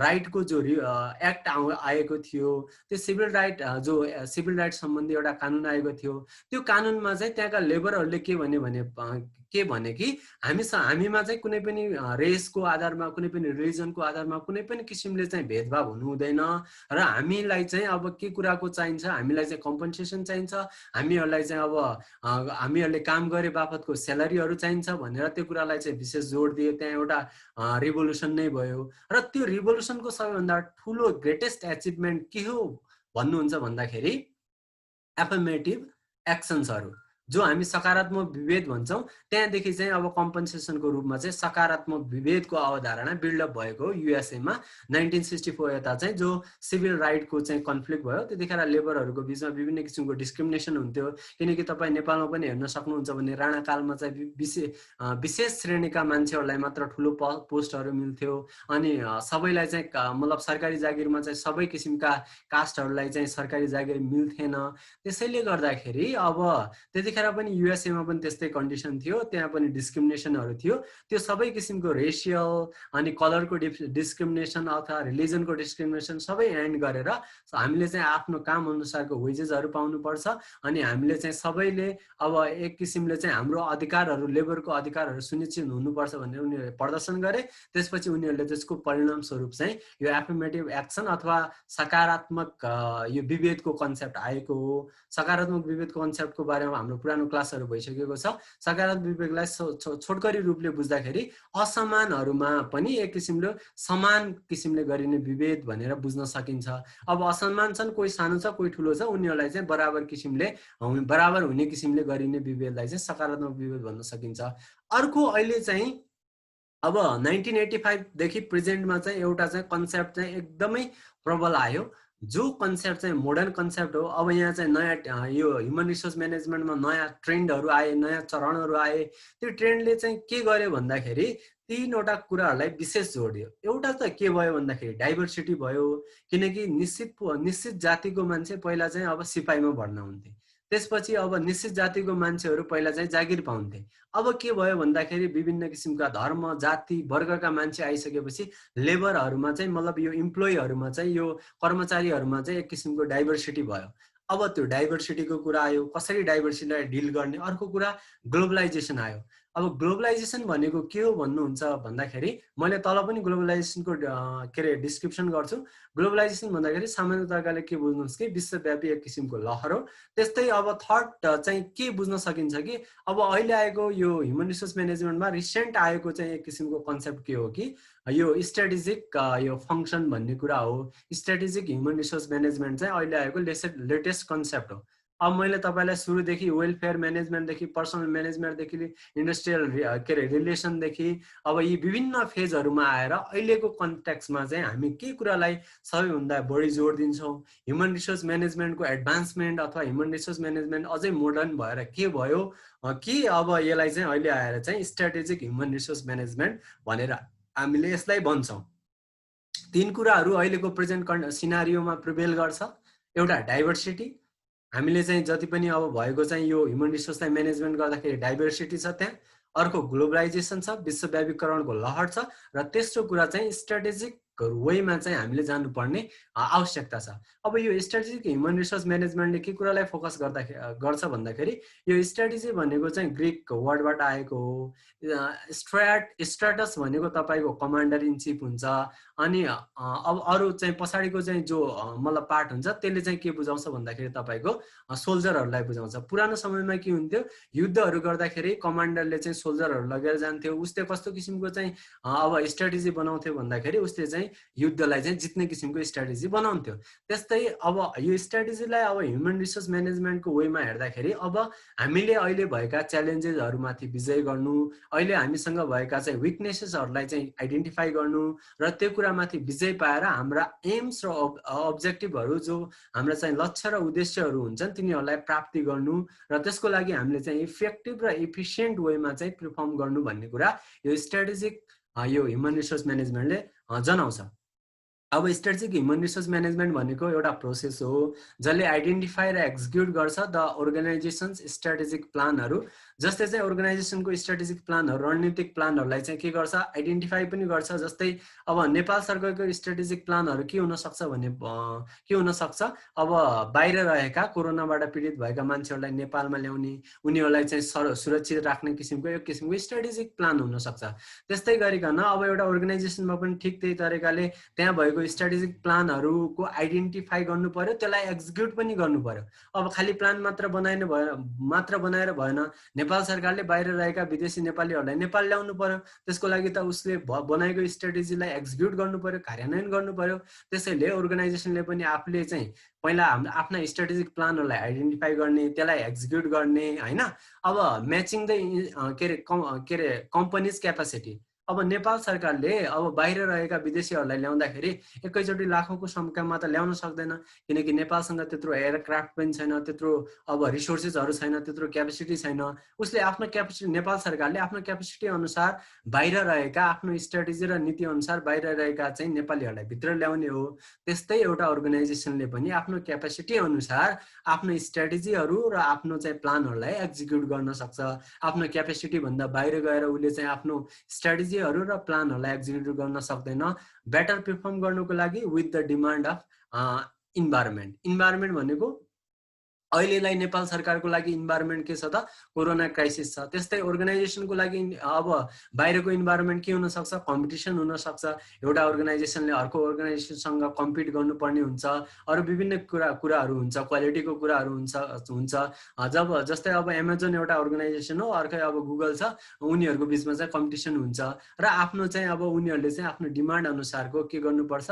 सुरुमा चाहिँ पहिचान गर्नु पर्यो, आफ्नो चाहिँ कस्तो किसिमको चाहिँ स्ट्राटेजी हुने भनेर त्यसलाई एक्जिक्युट गर्नु पर्यो। एक्जिक्युट गरिसकेपछि त्यसलाई चाहिँ म्याच गराउनु पर्यो आफ्नो क्यापेसिटी अनुसार। त्यो म्याच गराइसकेपछि बेटर परफर्म हुनुको निम्ति र आफ्नो चाहिँ बाहिरको इन्भाइरोमेन्टसँग चाहिँ अब त्यो इन्भाइरोमेन्टसँग आफ्नो चाहिँ एम्स र अब्जेक्टिभ एचिभ गर्नुको निम्ति अब त्यसरी चाहिँ यो प्रोसेसमा चाहिँ यो यस्तो किसिमले हुने प्रोसेसलाई चाहिँ यो स्ट्राटेजिक ह्युमन रिसोर्स म्यानेजमेन्ट भन्छन्। अब यसलाई चाहिँ मैले यो डेस्लर 2013बाट साइट गरेको छु। अब अर्को कुरा कम्पनीको प्लान हुन्छ। अब कम्पनीको प्लान अनुसार how it will match the internal strength and weaknesses with the external opportunities and threat. कम्पनीले आफ्नो भित्रको आफूमा भएका स्ट्रेन्थहरू हुन सक्छन्। जस्तै तपाईँको स्ट्रेन्थ हुनसक्छ तपाईँ राम्रोसँग लेख्न सक्नुहुन्छ, तपाईँ राम्रोसँग चाहिँ केही कुराहरू साहित्यमा तपाईँको स्ट्रेन्थ हुनसक्छ, गाना गाउनमा सिङ्गिङमा तपाईँको यो इन्टरनल स्ट्रेन्थ हुनसक्छ। त्यो कुराहरूलाई के गर्ने कि त्यस्तो कुराहरूलाई चाहिँ म्याच गराउने, पहिला आइडेन्टिफाई गर्ने र आफ्नो विकनेसेसहरू पनि थाहा पाउने। त्यो अर्गनाइजेसनको इन्टरनल स्ट्रेन्थहरू हुनसक्छ, हामीसँग यत्रो वर्कफोर्स छ, हामीसँग यतिसम्मको बजेट छ, र उसको पनि विकनेसेसहरू पनि थाहा पाइसकेर एक्सटर्नल अपर्च्युनिटीहरू के छन् त, अब हामीले के अपर्च्युनिटीहरू ग्र्याब गर्न सक्छौँ, कस्तो कस्तो अवसरहरू प्राप्त गर्न सक्छौँ, र त्यससँगै के किसिमको थ्रेट हुनसक्छ, हामीलाई कस्तो कस्तो किसिमको चुनौती आउन सक्छ भनेर in order to maintain the competitive advantage. कम्पनीले चाहिँ यो सबै कुरा गर्दाखेरि कम्पिटेटिभ एडभान्टेजलाई पनि अब लिनुपर्ने हुन्छ। कम्पिटेटिभ एडभान्टेज भन्दाखेरि के कुरालाई बुझ्नुहोस् भन्दाखेरि बेनिफिट हुने कुरा, क्वालिटी र इनोभेसनको कुराहरू इन्टर रिलेटेड हुन्छ कम्पिटेटिभ एडभान्टेजमा। कम्पिटेटिभ एडभान्टेजको मार्फत गुगलले चाहिँ अब आइफोनलाई चाहिँ एक किसिमको उत्कृष्ट ब्रान्ड बनाएको छ। त्यस्तै कसरी बनाएको छ? उसले एउटा कम्पिटिसनमा गयो, कम्पिटिसनमा उसले एडभान्टेज भयो। अब त्यस्तै गरिकन एउटा अर्गनाइजेसनले पनि एउटा त्यो कम्पिटेटिभ एडभान्टेजलाई चाहिँ एचिभ गर्नको निम्ति के कुरा जरुरी पर्छ? फर्स्ट कुरा त उसले आफ्नो स्ट्रेन्थ के उसको सकारात्मक पक्षहरू, उसको मतलब उसको एकदमै स्ट्रेन्थको कुराहरू के छ भनेर पत्ता लगाउनु पर्यो। साथसाथै उसको विकनेस पनि थाहा पाउनु पर्यो र एक्सटर्नल अपर्च्युनिटीहरू र थ्रेटहरू पनि एनालाइज गरेर के गर्नु पर्यो? कम्पिटिसनलाई चाहिँ मेन्टेन गर्नु पर्यो, नत्र भने त्यो चाहिँ सर्भाइभ गर्न सक्दैन। अब म यो कन्सेप्ट दिइरहेको थिएँ। अब एउटा चाहिँ म यो एचआरएमको चाहिँ अब फङ्सनहरूमा गएँ, फङ्सन र अब्जेक्टिभमा। एचआरएमको फङ्सनहरू के हुनसक्छ? एचआरएम भनेको ह्युमन रिसोर्स म्यानेजमेन्टको फङ्सनहरू प्लानिङ गर्ने, स्टाफिङ गर्ने, डेभलपिङ गर्ने, मोटिभेटिङ गर्ने, अब म्यानेजिङ चेन्ज गर्ने, मेन्टेनिङ रिलेसन गर्ने, इभ्यालुएसन गर्ने कुराहरू, एप्रेजिङ गर्ने कुरा हो। एप्रेजिङ भनेको पनि मूल्याङ्कन भनेर बुझ्नुहोस्, मूल्याङ्कन गर्ने कुराहरू। यो फङ्सनहरू ह्युमन रिसोर्स म्यानेजमेन्टको हुन्छ। अब सेक्टोरल किसिमको अब्जेक्टिभहरू, यो मतलब क्षेत्रगत अब उद्देश्यहरू के हुन्छ भनेर भन्दाखेरि सोसाइटल अब्जेक्टिभहरूमा लिगल कम्प्लायन्स मिलाउने, सोसाइटीमा रहेर अब मतलब समाजमा रहेको नियम कानुनसँग चाहिँ एक किसिमको चाहिँ मतलब सहकारिता, एक किसिमको चाहिँ त्यससँग चाहिँ कनेक्टिभनेस बनाउने, अनि त्यससँगको कम्प्लायन्स राख्ने सोसाइटीमा भएका नियम कानुनसँग। अर्को कुरा म्युचुअल बेनिफिटका कुराहरू, सोसाइटीमा रहेर दुईटैलाई चाहिँ फाइदा हुने किसिमले, मतलब एक इम्प्लोयरहरू छ भने इम्प्लोयर र इम्प्लोयरहरू बिच, र अर्को चाहिँ अब अर्गनाइजेसन र इम्प्लोयर बिचमा पनि एउटा म्युचुअल किसिमको चाहिँ प्रफिट र बेनिफिट हुने कुराहरू चाहिँ यो सोसाइटल अब्जेक्टिभको फङ्सन अन्तर्गत पर्छ। अर्को युनियन र सोसल म्यानेजमेन्टका कुराहरू अब युनियन बनाएर सोशल म्यानेजमेन्ट बनाएर रिलेसनहरू मामिलाहरूलाई चाहिँ उनीहरूलाई म्यानेजमेन्ट गर्छ। जस्तै लेबर युनियन हुन्छ, उनीहरूले आफ्ना हक अधिकारहरू इम्प्लोयर मतलब जो उसलाई चाहिँ जो कम्पनीले उसलाई चाहिँ हायर गरेको हुन्छ त्यहाँ कहाँ गएर कलेक्टिभ बार्गेनिङ गर्न सक्छन्, आफ्ना हक अधिकार त्यहाँ पुगाउन सक्छन्। यो सबै कुराहरू चाहिँ अब एउटा कानुनको आधारमा पुगाउनु पर्ने हुन्छ। त्यसैले चाहिँ अब यो सोसाइटल अब्जेक्टिभ अन्तर्गत यी कुराहरू पर्दछन्। अब अर्को कुरा तपाईँको अर्गनाइजेसन र फङ्सनल अब्जेक्टिभहरू हुन्छन्।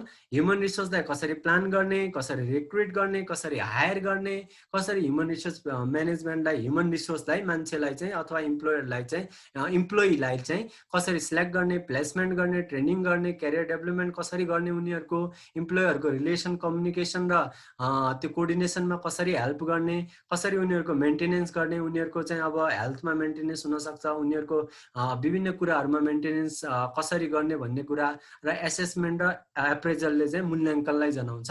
यो अर्गनाइजेसनल अथवा फङ्सनल अब्जेक्टिभ अन्तर्गत पर्ने कुरा हो। अब पर्सनल अब्जेक्टिभमा के कुरा पर्छ, स्किलहरू, व्यक्तिगत मान्छेको हुने इम्प्लोइको हुने स्किलहरू, ट्यालेन्ट म्यानेजमेन्टका कुराहरू, कम्पन्सेसनका कुराहरू, इफेक्टिभ र इफिसियन्ट हुने कुराहरू।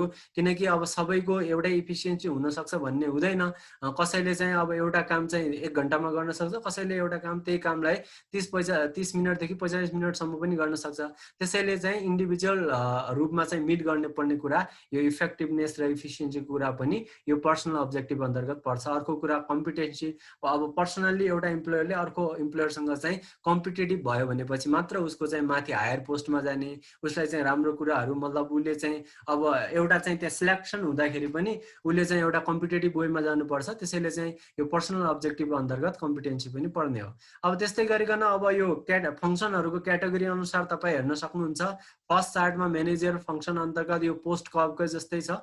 प्लानिङको कुरा, अर्गनाइजिङको कुरा, डाइरेक्टिङको कुरा, कन्ट्रोलिङ र स्टाफिङ र लिडिङको कुराहरू चाहिँ यो म्यानेजरियल फङ्सन अफ यो ह्युमन रिसोर्स म्यानेजमेन्टले हेर्छ। अब तपाईँको अपरेटिभ फङ्सनमा चाहिँ प्रोक्योरमेन्ट, प्राप्ति कसरी गर्ने, भर्ना कसरी गर्ने। सुरुमा त एट्र्याक्ट गर्नु पर्यो। अर्गनाइजेसनमा त राम्रो किसिमको मान्छे चाहियो, त्यसैले राम्रो किसिमको मान्छेलाई चाहिँ त्यही किसिमले एट्र्याक्ट पनि दिनु पर्यो, त्यही किसिमको फेसिलिटीहरू, त्यही किसिमको सर्भिसेसहरू दिनु पर्यो। अर्को कुरा तिनीहरूको भर्ना गर्नु पर्यो, रिक्रुट गर्नु पर्यो, त्यो पनि एउटा प्रोसेस अनुसार हुनुपर्छ। अनि त्यसपछि सिलेक्ट गर्नु पर्यो होइन, सिलेक्सन हुने भयो, तिनीहरूलाई प्लेसमेन्ट गर्नु पर्यो, तिनीहरूको ट्रायल चेक गर्नु पर्यो। त्यो मान्छे अब राम्रो त छ, उसले चाहिँ पास पनि गर्यो एक्जाम, ऊ सिलेक्ट पनि भयो, तर उसले चाहिँ काम गर्न सक्छ कि सक्दैन, उसले चाहिँ त्यो क्षेत्रमा चाहिँ उसले चाहिँ सर्भाइभ गर्न सक्छ कि सक्दैन भनेर एक किसिमको ट्रायलहरू पनि यो चाहिँ केमा पर्छ भन्दाखेरि अपरेटिभ फङ्सनमा पर्छ। अर्को कुरा डेभलपमेन्टको कुरा, उसको क्यारियरलाई डेभलप गर्ने, कसरी क्यारियरलाई डेभलप गर्ने, एउटा त प्रमोसनको कुराले हुनसक्छ, उसलाई चाहिँ ट्रेनिङ दिएर उसको चाहिँ जो व्यक्तिगत किसिमको चाहिँ उसको चाहिँ जति पनि क्षमतालाई अभिवृद्धि गर्ने किसिमका चाहिँ क्यारियर डेभलपिङ प्लानहरू गरेर र यो डेभलपमेन्ट अफ यो के भन्छन् यो एप्राइजल र यो उसको चाहिँ मूल्याङ्कन गरेर चाहिँ त्यसरी चाहिँ डेभलपमेन्ट चाहिँ यो अपरेटिभ फङ्सन अन्तर्गत यसरी ह्युमन रिसोर्स म्यानेजमेन्टमा पर्दछ। त्यस्तै अर्को चाहिँ यो अपरेटिभ फङ्सनमा के कुरा पर्छ तपाईँले हेर्न सक्नुहुन्छ, रातो अक्षरमा छ यो कम्पन्सेसनको कुराहरू, कसरी क्षतिपूर्ति दिने कुराहरू, मोटिभेसनका कुराहरू, इन्सेन्टिभ र रिवार्डका कुराहरू, राम्रो काम गर्दाखेरि उसलाई रिवार्ड दिने, नराम्रो काम गर्दाखेरि दण्ड दिने कुराहरू पनि यो अपरेटिभ फङ्सन अफ एचआरएममा पर्दछन्। अर्को कुराहरू तपाईँको यो मेन्टेनेन्सका कुराहरू, मेन्टेनेन्समा हेल्थ पर्छ, हेल्थको मेन्टेनेन्स हुनु पर्यो, सेफ्टी हुनु पर्यो, काम गर्दाखेरि उसलाई चाहिँ असुरक्षा हुनु भएन। अर्को कुरा सेक्युरिटीका कुराहरू, त्यही सेफ्टी र सेक्युरिटी सिनोनिमस हो। अर्को कुरा वेलफेयरका कुराहरू, उसले चाहिँ काम गर्छ भने त्यही अनुसारको उसले पारिश्रमिक पनि पाउनु पर्यो। अर्को कुरा इन्टिग्रेसनको कुराहरू, अब मैले भने अहिलेको लहरमा 3टा कुरा, एउटा डाइभर्सिटी छ, अर्को कुरा भनेको तपाईँको चाहिँ एक किसिमको चाहिँ यो ग्लोबलाइजेसन छ, तेस्रो कुरा भनेको अहिले स्ट्रेटेजिक रूपले हामी अगाडि बढिरहेका छौँ अर्गनाइजेसनमा। त्यसैले अब यो इन्टिग्रेसन किन गर्नु पर्यो, डाइभर्सिटी छ, डाइभर्सिटीलाई एकीकृत रूपले चाहिँ काम गर्नु छ, हामीले चाहिँ अर्गनाइजेसनको कमन गोलहरू एचिभ गर्नु छ भनेपछि हामीले इन्टिग्रेट नगरेसम्म हामी चाहिँ अब त्यो आफ्नो कमन गोलहरू चाहिँ अर्गनाइजेसनको कमन गोलहरू एचिभ गर्न सक्दैनौँ। त्यस्तै गरिकन अब ट्रेड युनियनका कुराहरू, राइटका कुराहरू, टिम वर्क गर्दाखेरि पनि अब इन्टिग्रेसन छैन, एकता छैन भनेपछि हामी चाहिँ अब इफिसियन्ट र इफेक्टिभ तरिकाले अर्गनाइजेसनको गोलहरू पनि एचिभ गर्न सक्दैनौँ र आफू बिचमा पनि मेलमिलाप छैन भनेपछि त्यो अर्गनाइजेसन सर्भाइभ पनि गर्न सक्दैन र आफ्नो यो ट्रेड युनियन र टिमवर्कका कुराहरू छ त्यसरी चाहिँ इनइफिसियन्सी ल्याउँछ, कामहरू सम्पन्न नहुने, आफ्नो पर्सनल लस पनि हुन्छ प्लस इन्स्टिट्युसनको पनि लस हुन्छ। किनकि तपाईँको पर्सनल लस कसरी हुन्छ, तपाईँले चाहिँ अब इनइफिसियन्ट काम गर्नुभयो भनेपछि तपाईँलाई चाहिँ अब फायरिङ पनि हुनसक्छ, त्यो जबबाट निष्कासन पनि गरिदिन सक्छन्। त्यसै गरिकन यो अपरेटिङ फङ्सन अन्तर्गत procurement, development, compensation and motivation, maintenance र इन्टिग्रेसनका कुराहरू पर्दछन्। त्यस्तै गरिकन यो स्ट्राटेजिक र एडभाइसरी फङ्सन हुन्छ एचआरएम अन्तर्गत। त्यो भनेको टप लेभल म्यानेजमेन्टले कसरी प्लानिङ गर्ने, यी म्यानेजरियल कुराहरू आउँछ, पोस्ट कपका कुराहरू।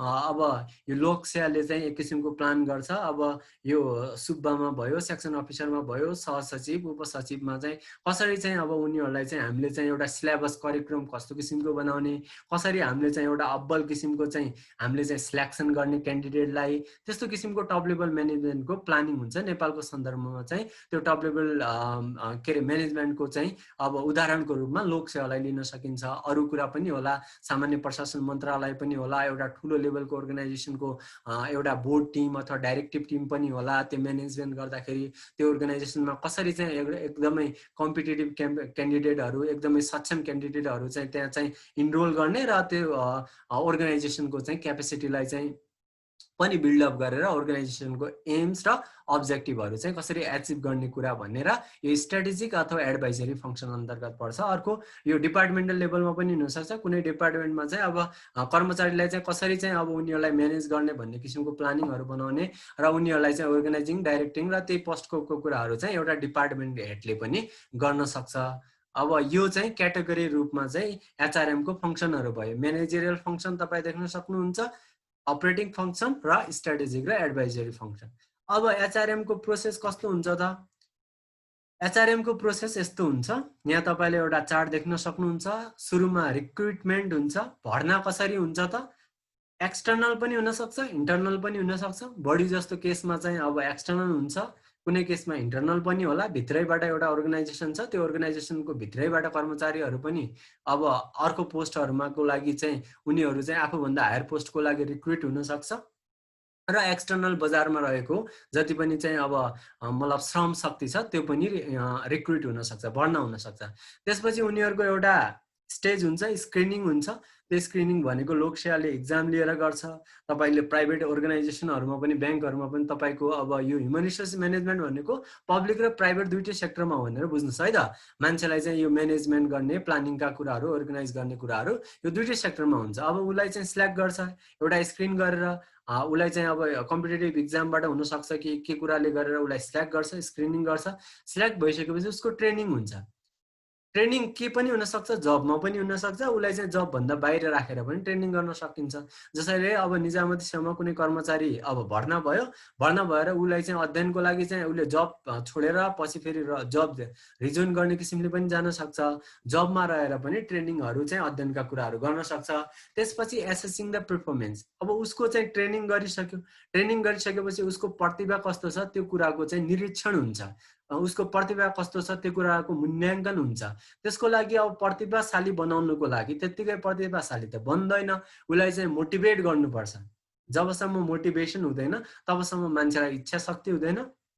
इच्छा शक्ति भएन भने इनइफिसियन्ट र इनइफिसियन्ट हुन्छ, जसले गर्दाखेरि अर्गनाइजेसन एम्स र अब्जेक्टिभहरू चाहिँ के हुन्छन्, मतलब एचिभ गर्न सकिँदैन। जस्तै तपाईँलाई अल्छी लागेको छ भनेपछि तपाईँले गर्नुपर्ने कामहरू तपाईँ गर्नुहुन्न र तपाईँको समग्रमा बुझ्दाखेरि तपाईँको काम पुरा हुँदैन दिनभरिमा। त्यस्तै गर्दाखेरि अब यो अर्गनाइजेसनमा पनि अब कर्मचारीहरूलाई चाहिँ त्यहाँका भएका इम्प्लोयरहरूलाई मोटिभेटेड राख्नुपर्छ। त्यो मोटिभेसन कसरी हुनसक्छ भन्दाखेरि रिवार्ड र बेनिफिट दिएर पनि हुनसक्छ, उसको रेकग्नेसन गरेर पनि हुन्छ, अथवा फाइनेन्सियल कुराले उसलाई इन्सेन्टिभहरू दिएर कम्पन्सेट गरेर पनि हुनसक्छ। उसलाई हायर पोस्टमा प्रमोट गरेर उसलाई एउटा मान सम्मान इज्जत प्रतिष्ठाका कुराहरू गरेर हुनसक्छ। जस्तै अब यो इन्सेन्टिभको कुराहरू एफडब्ल्यू टेलरले गरेको थियो, त्यस्तै गरेर रिकग्निसनका सोसल भ्याल्युका कुराहरू यो इल्टन माओले गरेको थियो। अब यो दुईटैको कन्सेप्ट अनुसार अब हुन त मास्लोको पनि कन्सेप्ट छ मोटिभेसनमा। त्यसरी अब यो मोटिभेसन दिने एउटा फाइनान्शियल रूपले पनि दिन सकिन्छ, अर्को कुरा चाहिँ उसलाई चाहिँ एउटा मान सम्मान इज्जत प्रतिष्ठाले पनि दिन सकिन्छ।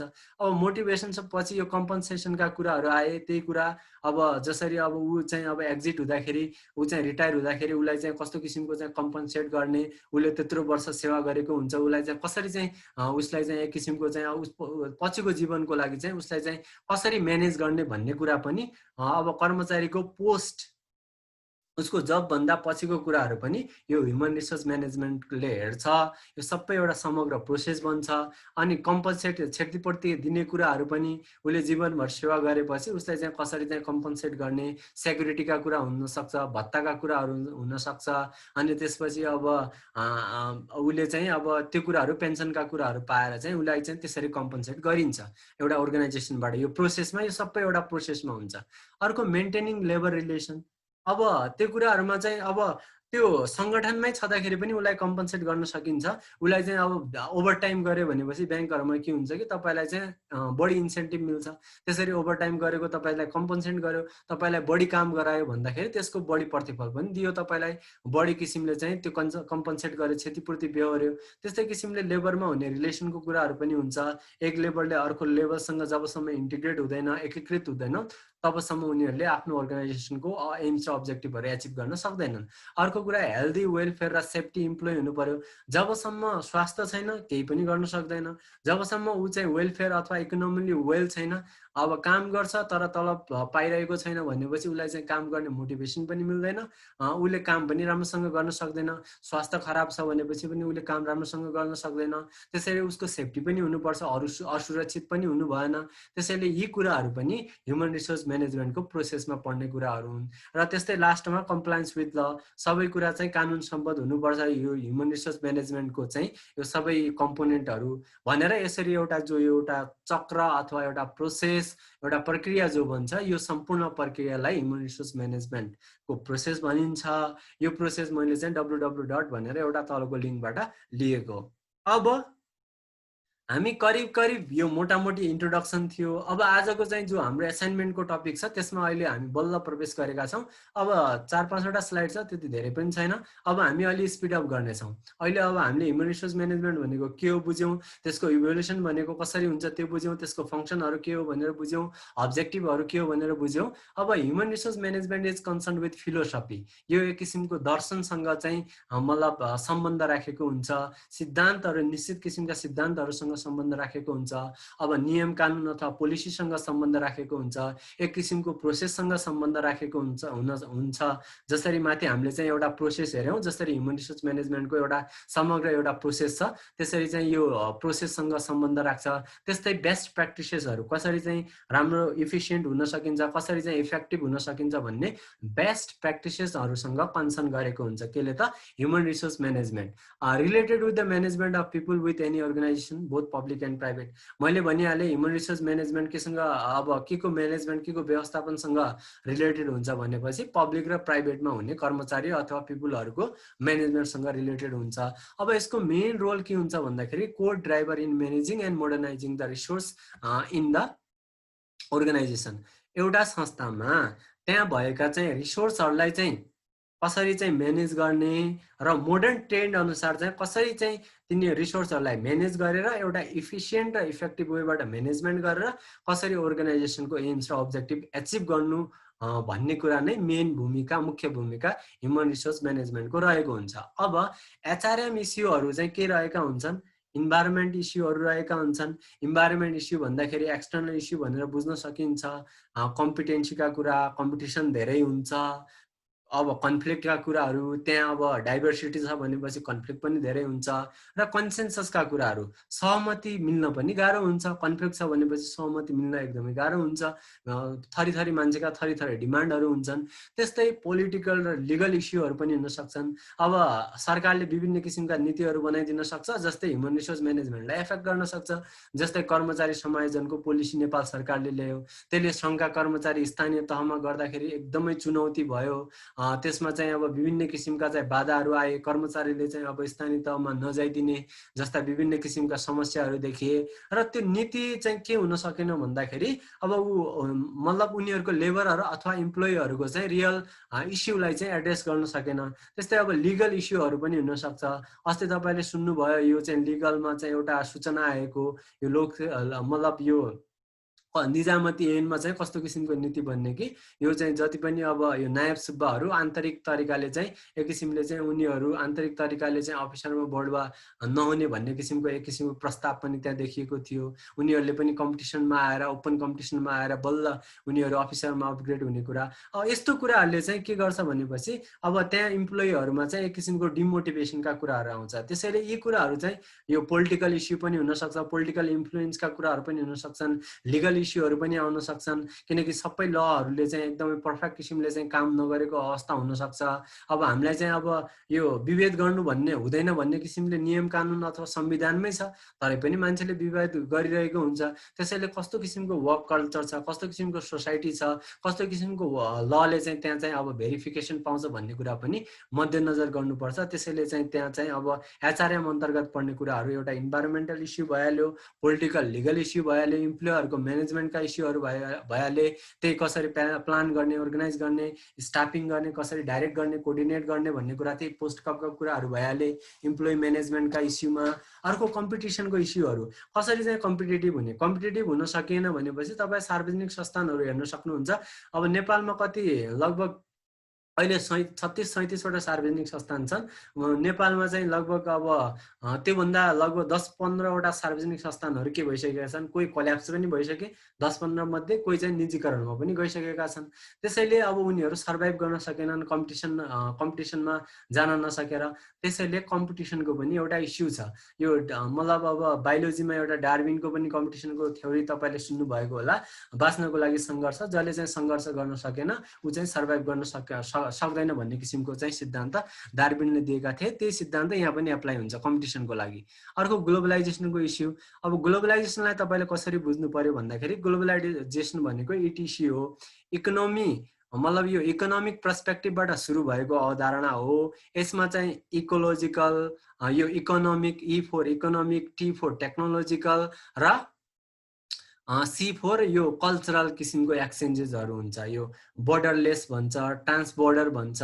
यो इकोनोमीबाट आएको अवधारणा हो। लिबरलाइजेसन भयो, सुरुमा चाहिँ बजारको चाहिँ उदारीकरण भयो, त्यसपछि चाहिँ निजीकरण भयो, प्राइभेटाइजेसन भयो, त्यसपछिको थर्ड फेज भनेको ग्लोबलाइजेसन हो। यो इकोनोमी सेक्टरबाट डेभलप भएको कन्सेप्ट हो। यो कन्सेप्टले चाहिँ एचआरएमलाई चाहिँ ह्युमन रिसोर्स म्यानेजमेन्टलाई कसरी एफेक्ट परेको छ भन्दाखेरि एचआरएम भनेको मैले माथि भनेको मल्टिडिसिप्लिनरी विभिन्न डिसिप्लिनहरूसँग इन्टर रिलेटेड कुरा हो। इकोनोमीसँग इन्टर रिलेटेड, म्यानेजमेन्टसँग इन्टर रिलेटेड कुरा, सोसल भ्याल्युजहरू कल्चरसँग इन्टर रिलेटेड भएको कारणले गर्दाखेरि अब यो संसारमा विभिन्न किसिमको ग्लोबलाइजेसनले गर्दाखेरि सिनारीहरू चेन्ज हुन आयो, स्ट्रक्चरहरू चेन्ज भयो। पहिलेको सिनारीयो रहेन, पहिलेको तरिकाहरू रहेनन्, नयाँ इनोभेसनका कुराहरू आए, कम्पिटिसनका कुराहरू आए, नयाँ मार्केटका कुरा आए, नयाँ म्यानेजमेन्टका कुराहरू आए। त्यसैले चाहिँ ह्युमन रिसोर्स म्यानेजमेन्टमा पनि नयाँ डाइमेन्सन, यो नयाँ ट्रेन्ड भनेको के हो, यो ग्लोबलाइजेसन पनि एउटा नयाँ ट्रेन्डले, यसले चाहिँ ग्लोबलाइजेसनले एफेक्ट गरेको छ भनेर बुझ्न सकिन्छ।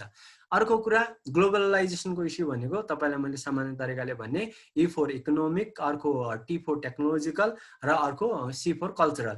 इकोनोमीले कसरी चाहिँ अब उसमा इम्प्याक्ट पार्छ, टेक्नोलोजीले कसरी इम्प्याक्ट पार्छ र यो कल्चरले चाहिँ कसरी ह्युमन रिसोर्स म्यानेजमेन्टमा इफेक्ट पार्छ भन्ने कुरा यो ग्लोबलाइजेसनको इस्युमा अन्तर्गत हामी हेर्दछौँ।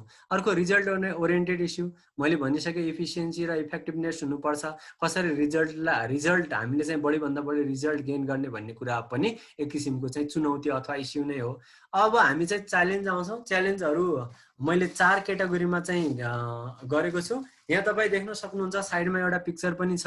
त्यो पिक्चरमा च्यालेन्जेसहरूलाई चाहिँ यो के भनेको छ, challenge in human resource management भनेको छ, वर्किङ विथ मिलेनिया भनेको छ। मिलेनिया भनेको जनरली एउटा चाहिँ 1000 इयरको चाहिँ सिनारियो भन्नु बुझिन्छ। अर्को कुरा मिलेनिया भन्दाखेरि एउटा एक किसिमको वर्क फोर्सलाई पनि बुझ्न सक्नुहुन्छ तपाईँले। सुरुमा 1 नम्बरमा लेखेको छ त्यहाँ इन्कर्पोरेसन एन्ड अफ टेक्नोलोजीको कुराहरू, ग्लोबलाइजेसन इस्युले चाहिँ इम्प्याक्ट पार्छ भनेर माथि भने। मैले ग्लोबलाइजेसनमा प्रेजेन्टेसनमा चाहिँ 3टा कुराहरू भनेको थिएँ मैले। एउटा इकोनोमिक एस्पेक्टले इम्प्याक्ट पार्छ, अर्को टेक्नोलोजीले इम्प्याक्ट पार्छ, साइन्स एन्ड टेक्नोलोजीले, र थर्ड कुरा चाहिँ कल्चर, जस्तै हामी वेस्टर्न कल्चर फलो गरिरहेका हुन्छौँ। विभिन्न किसिमका चाहिँ यो केक काट्ने कुराहरू वेस्टर्न, अनि यो विभिन्न किसिमका अरू कुराहरू पनि यो कल्चरलले चाहिँ इम्प्याक्ट पारिरहेको हुन्छ। यसको इम्प्याक्ट चाहिँ ह्युमन रिसोर्स म्यानेजमेन्टमा पनि पर्छ। अब अर्को कुरा चाहिँ इन्कर्पोरेसन टेक्नोलोजीलाई इन्कर्पोरेट गर्दाखेरि ह्युमन रिसोर्स म्यानेजमेन्टमा चुनौतीपूर्ण हुन्छ। अर्को कुरा यो internal strategic and working style. Strategy त हामीले बनाउने, त्यसलाई एक्जिक्युट गर्दाखेरि, त्यसलाई कसरी काम र कार्यान्वयन गर्दाखेरि हामीलाई निकै चुनौतीपूर्ण पर्छ। जस्तै नेपाल सरकारले बनायो, हामीले विदेशी नागरिकहरूलाई नेपाल भित्राउने। अब त्यो स्ट्राटेजी त बनायो, त्यो स्ट्राटेजी त्यो कम्प्लिट गर्नको निम्ति, कार्यान्वयन गर्नको निम्ति धेरै चुनौती परिरहेको छ। त्यस्तै अर्गनाइजेसनमा पनि उसले बनाएका स्ट्राटेजीहरू इम्प्लिमेन्ट गर्न धेरै चुनौती पर्छ। अर्को कुरा तपाईँ हेर्न सक्नुहुन्छ, इस्टाब्लिसिङ 3 नम्बरमा establishing quality of working parameters. त्यहाँ काम गर्ने वातावरण हुनु पर्यो। काम गर्ने वातावरण, जस्तै अहिले कोरोनाले गर्दाखेरि काम गर्ने वातावरण नै छैन, विभिन्न किसिमका उद्योग धन्दाहरू ठप्प भएका हुन्छन्। त्यसैले चाहिँ एउटा अर्गनाइजेसनमा चाहिँ त्यहाँ के किसिमको चाहिँ वर्किङ प्यारामिटर र वर्किङ इन्भाइरोमेन्टको इस्टाब्लिस हुनु पर्यो, तब मात्र चाहिँ ह्युमन रिसोर्सलाई त्यहाँ सही तरिकाले चाहिँ म्यानेज गर्न सकिन्छ। अर्को कुरा त्यो गर्नु भन्ने कुरा च्यालेन्ज हो, किनकि त्यो प्यारामिटरहरू चाहिँ विभिन्न किसिमको चाहिँ अब कतिखेर क्राइसिस भएको हुन्छ, कतिखेर विभिन्न किसिमका प्रब्लमहरू यो सङ्कटहरू आइरहेका हुन्छन्। त्यसैले चाहिँ त्यो एउटा चाहिँ साउन्ड इन्भाइरोमेन्ट म्यानेज गर्नु चुनौतीपूर्ण कुरा हो। अर्को professionalism, development opportunities for advancement.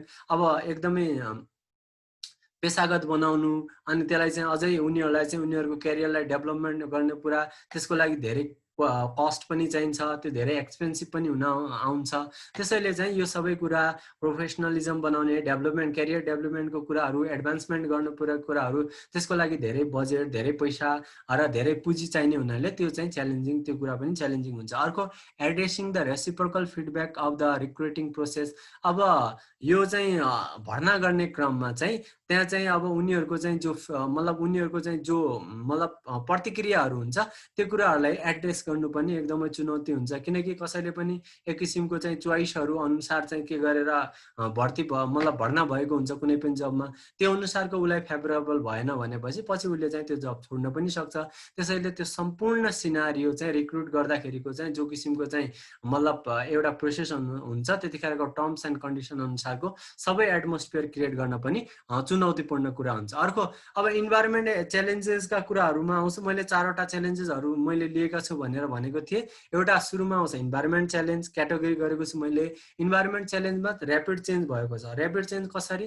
अब यो ह्युमन रिसोर्स म्यानेजमेन्ट पनि एउटा यो डाइनामिजम फिल्ड हो, यहाँ पनि चेन्जहरू भइरहेको हुन्छ। सुरुमा चाहिँ जसरी चाहिँ वेलफेयर ह्युमन रिसोर्स म्यानेजमेन्टबाट अहिले आएर स्ट्राटेजिक ह्युमन रिसोर्स म्यानेजमेन्टसँग धेरै फेजहरू आए।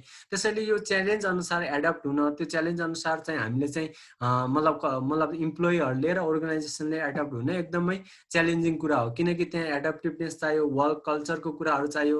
पहिले डाइभर्सिटी थिएन, अहिले डाइभर्सिटी छ। पहिले ग्लोबलाइजेसनको ट्रेन्ड थिएन, अहिले ग्लोबलाइजेसनको ट्रेन्ड छ। पहिलेको टुल्सहरू, टेक्निक्सहरू आउटडेटेड भए, अब नयाँ आइसिटीको एज आयो, ग्लोबलाइजेसनका कुराहरू आयो। त्यसैले चाहिँ यो सिनारियोमा वर्क गर्दाखेरि चाहिँ एक किसिमको चेन्ज चाहिन्छ। हो, त्यो चेन्ज एक्सटर्नल चेन्ज हुन्छ, बाहिरको फोर्सले, त्यसलाई चाहिँ हामीले केही गर्न सक्दैनौँ। त्यो अनुसार हामीले एडप्ट हुनुपर्ने अनुकूल हुनुपर्ने हुन्छ। त्यसको लागि चाहिँ प्रोएक्टिभनेस चाहिन्छ। हामी त्यो अनुसार चाहिँ अब त्यसलाई चाहिँ प्रतिरोध गर्न सकेनौँ भनेपछि हामी सर्भाइभ गर्न सक्दैनौँ। जसरी अब कोरोनाको इस्युलाई लिँदाखेरि सन्दर्भ अनुसार अब जो मान्छेलाई कोरोना लागेको छ उसले चाहिँ उसको इम्युनिटीले रेजिस्ट गरेन भने ऊ मान्छे बाँच्न सक्दैन। जो मान्छे रेजिस्ट गरिरहेछ, जसको इम्युनिटीले रेजिस्ट गरिरहेछ, ऊ मान्छे बाँचिरहेछ। त्यसैले इन्भाइरोमेन्टल धेरै इन्फ्लुएन्सेसहरू आउँछन्। त्यो इन्फ्लुएन्सेस ग्लोबलाइजेसनको रूपमा आउन सक्छ, क्राइसिसको रूपमा आउन सक्छ। त्यसैले त्यससँग एडप्टिभ गर्ने र प्रोएक्टिभ हुनुपर्ने कुरा च्यालेन्जिङ हो। अर्गनाइजेसन तब मात्र यो ह्युमन रिसोर्सलाई तब मात्र म्यानेज गर्न सकिन्छ जब चाहिँ ह्युमन रिसोर्सलाई चाहिँ एउटा एडप्टिभ र प्रोएक्टिभ ह्युमन रिसोर्स त्यहाँ चाहिँ बिल्ड गर्न सकिन्छ। अर्को कुरा consensus in work force diversity. मैले भने त्यहाँ चाहिँ अब विभिन्न किसिमका चाहिँ धर्म, जात जाति, भाषाका मान्छेहरू हुन्छन्। तिनीहरूको बिचमा चाहिँ एउटा प्यारिटी ल्याउन, पेयरमा ल्याउन, तिनीहरूलाई कन्फ्लिक्टलाई म्यानेज गर्न विभिन्न किसिमका समस्या हुन सक्छन्। अब कर्मचारीले हाकिमलाई नटेर्ने, हाकिमले कर्मचारीलाई नटेर्ने विभिन्न इस्युहरू हुन्छन्। त्यो कन्फ्लिक्टलाई चाहिँ एउटा अर्गनाइजेसनमा एचआरएम अन्तर्गत म्यानेज गर्नुपर्ने चुनौतीपूर्ण कुरा हो। स्टेरियोटाइप, एन्टागोनिस्टिक टाइपको हुनसक्छ। एउटाले एउटाको जातलाई, एउटाले एउटा कुराको धर्मलाई हेप्ने किसिमको प्रवृत्ति हुन सक्छ। त्यसैले यी एक्सटर्नल फोर्सहरूलाई त्यहाँ भएको चाहिँ इन्भाइरोमेन्ट र कल्चरलाई चाहिँ म्यानेज गर्नको लागि एउटा चुनौती हुन्छ। यो चुनौती केमा पर्छ त इन्भाइरोमेन्ट चेन्जका अन्तर्गत पर्छ। यो इन्भाइरोमेन्ट चेन्ज अन्तर्गतको कुरा ग्लोबलाइजेसन पनि इन्भाइरोमेन्ट चेन्ज अन्तर्गत पर्ने च्यालेन्ज हो एचआरएममा। यो कुराहरू मैले भनिसकेँ। अब लेजिस्लेसनको कुरा पनि मैले तपाईँलाई माथि एक्सप्लेन गरिसकेको छु, त्यसमा पनि धेरै एक्सप्लेन गर्न जरुरी छैन। यी कुराहरू भए। अब इन्भाइरोमेन्ट च्यालेन्ज अथवा एक्सटर्नल च्यालेन्ज जो एचआरएमको मतलब चुनौतीहरू रहेको छन् इन्भाइरोमेन्ट च्यालेन्ज अन्तर्गत ऱ्यापिड चेन्जको कुराहरू पर्छ, कन्सेन्सस इन वर्क फोर्स डाइभर्सिटीको कुराहरू पर्छ र ग्लोबलाइजेसनको कुराहरू, कसरी ग्लोबलाइजेसनलाई कोप अप गर्ने, कसरी नियम कानुनसँग चाहिँ अनुकूलन बनाउने भन्ने कुरा अन्तर्गत पर्दछ। अर्को कुरा तपाईँ हेर्न सक्नुहुन्छ च्यालेन्जेसहरूमा चाहिँ अर्को अर्गनाइजेसन च्यालेन्ज। अर्गनाइजेसनले चाहिँ कस्ट इफेक्टिभ, अब कस्टलाई कन्ट्रोल गर्नुपर्छ, फाल्तु खर्चहरूलाई चाहिँ कन्ट्रोल गर्नुपर्छ।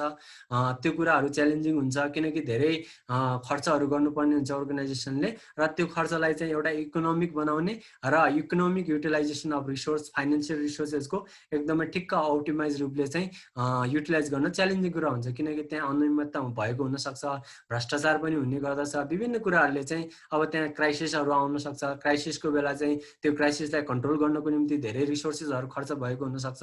तपाईँ सुन्न सक्नुहुन्छ कोरोनाको लागि 10 अर्बभन्दा बढी बजेट खर्च भयो।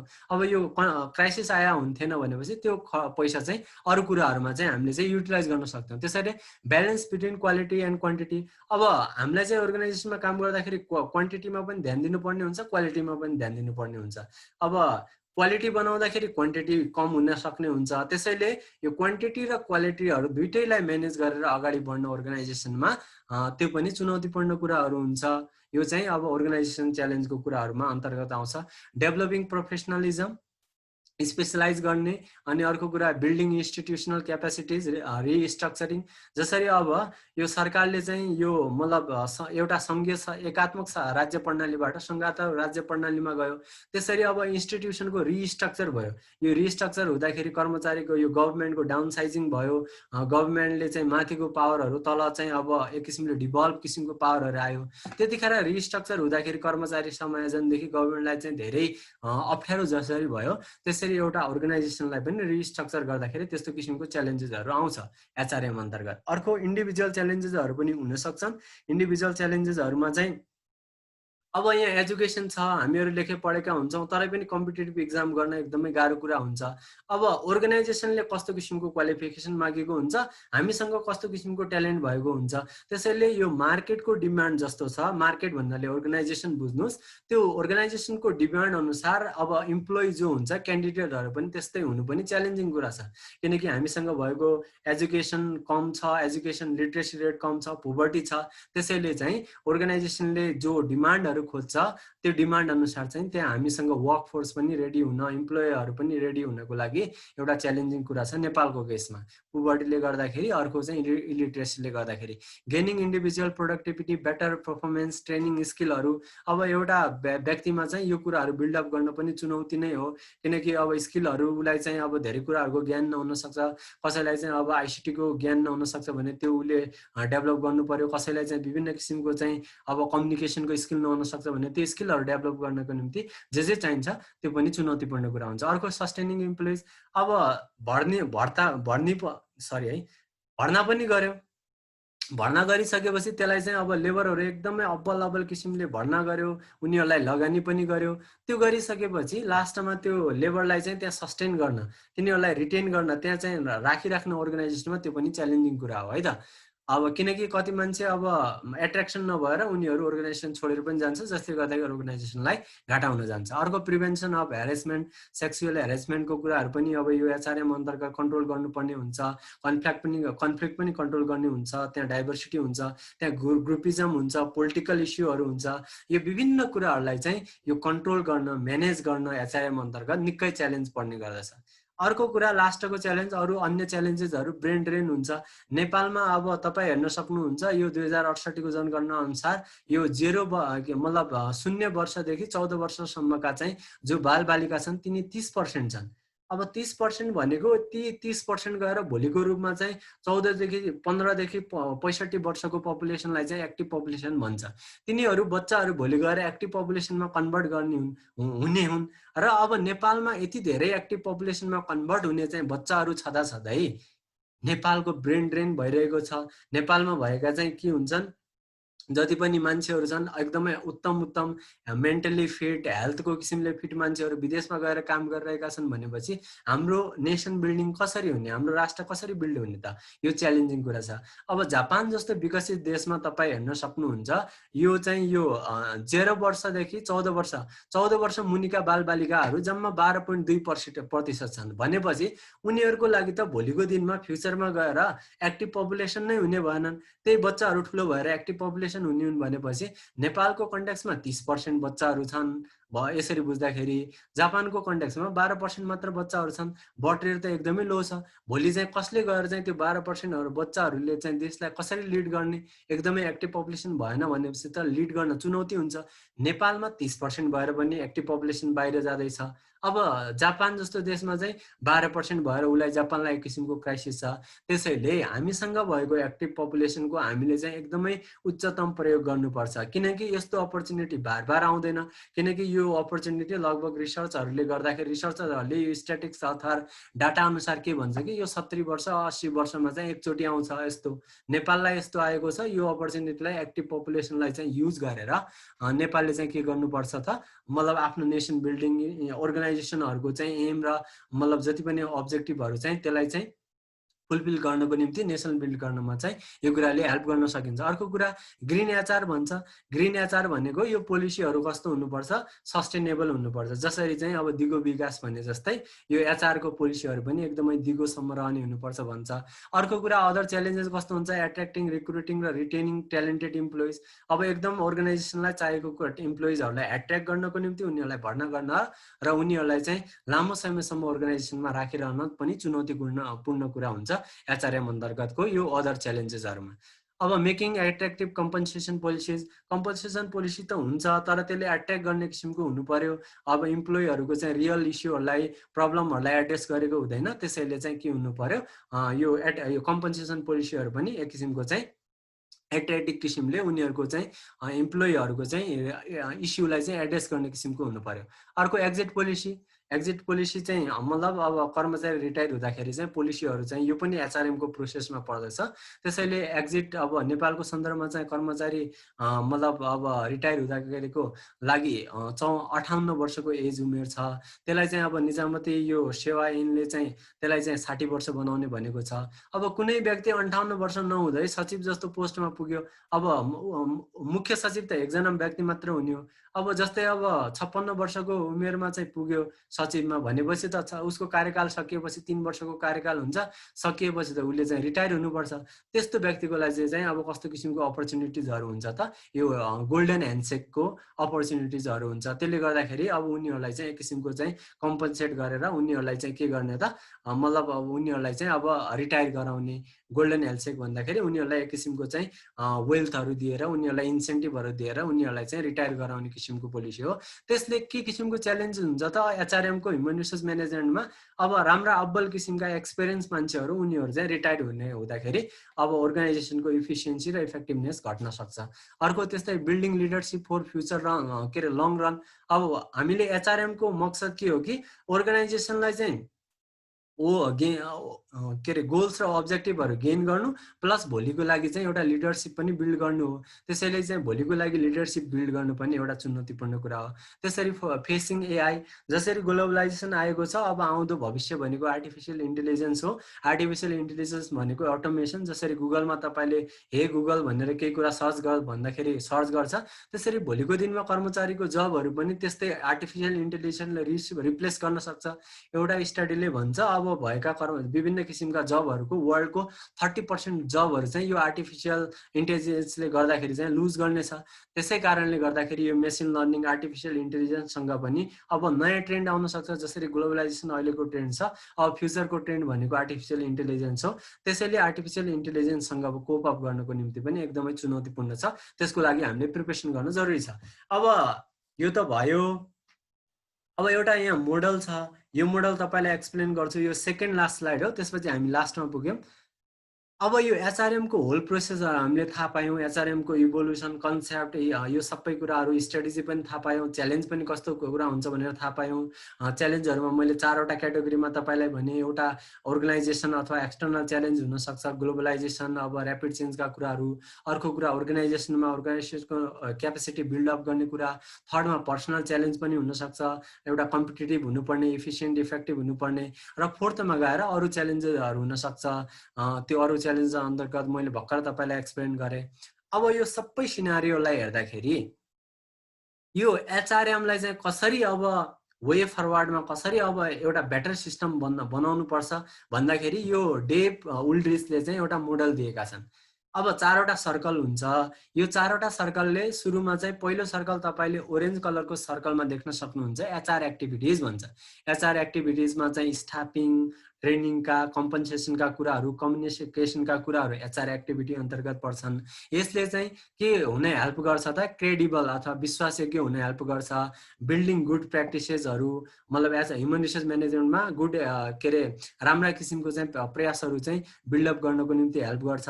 र बिल्ड गुड ह्युमन रिसोर्स के अरे अर्गनाइजेसन, एउटा अर्गनाइजेसनलाई चाहिँ असल किसिमको अर्गनाइजेसन बिल्डअप गर्न केले हेल्प गर्छ, यो चाहिँ स्टाफिङको कुराहरूले, ट्रेनिङका कुराहरूले, कम्पनसेसनका कुराहरूले, कम्युनिकेसनका कुराहरूले गर्छ। अब अर्को स्टेपमा चाहिँ कसरी अगाडि बढ्ने, हामीहरूले त्यो कुराहरू यो स्टाफिङ, ट्रेनिङ, कम्पनसेसन, कम्युनिकेसनका कुराहरूले अर्गनाइजेसनको क्यापेसिटीलाई बिल्डअप गर्छ। त्यसले के गर्छ त, माथि हामीलाई चाहिँ एउटा स्ट्र्याटेजी, हामीलाई चाहिँ रणनीति, हामीसँग त्यो किसिमको चाहिँ रिसोर्सहरू छ भने हामी अब रणनीतिमा बढ्छौँ। त्यो रणनीतिमा चाहिँ हाम्रा भ्याल्युजहरू हुन सक्छ, हाम्रा गोलहरू एचिभ गर्ने कुराहरू, कस्टमरहरूको चाहिँ सेटिस्फ्याक्सनका कुराहरू बिल्डअप गर्नको निम्ति हामीले एउटा स्ट्र्याटेजी प्लान गर्छौँ। त्यो स्ट्र्याटेजी प्लान गरिसकेपछि हामीले के गर्छौँ त, रेगुलेसन, इन्फ्लेसन, टेक्नोलोजी, यो इन्डस्ट्री, डेमोग्राफिक्स, यी विभिन्न किसिमका इस्युहरू हुन्छन्।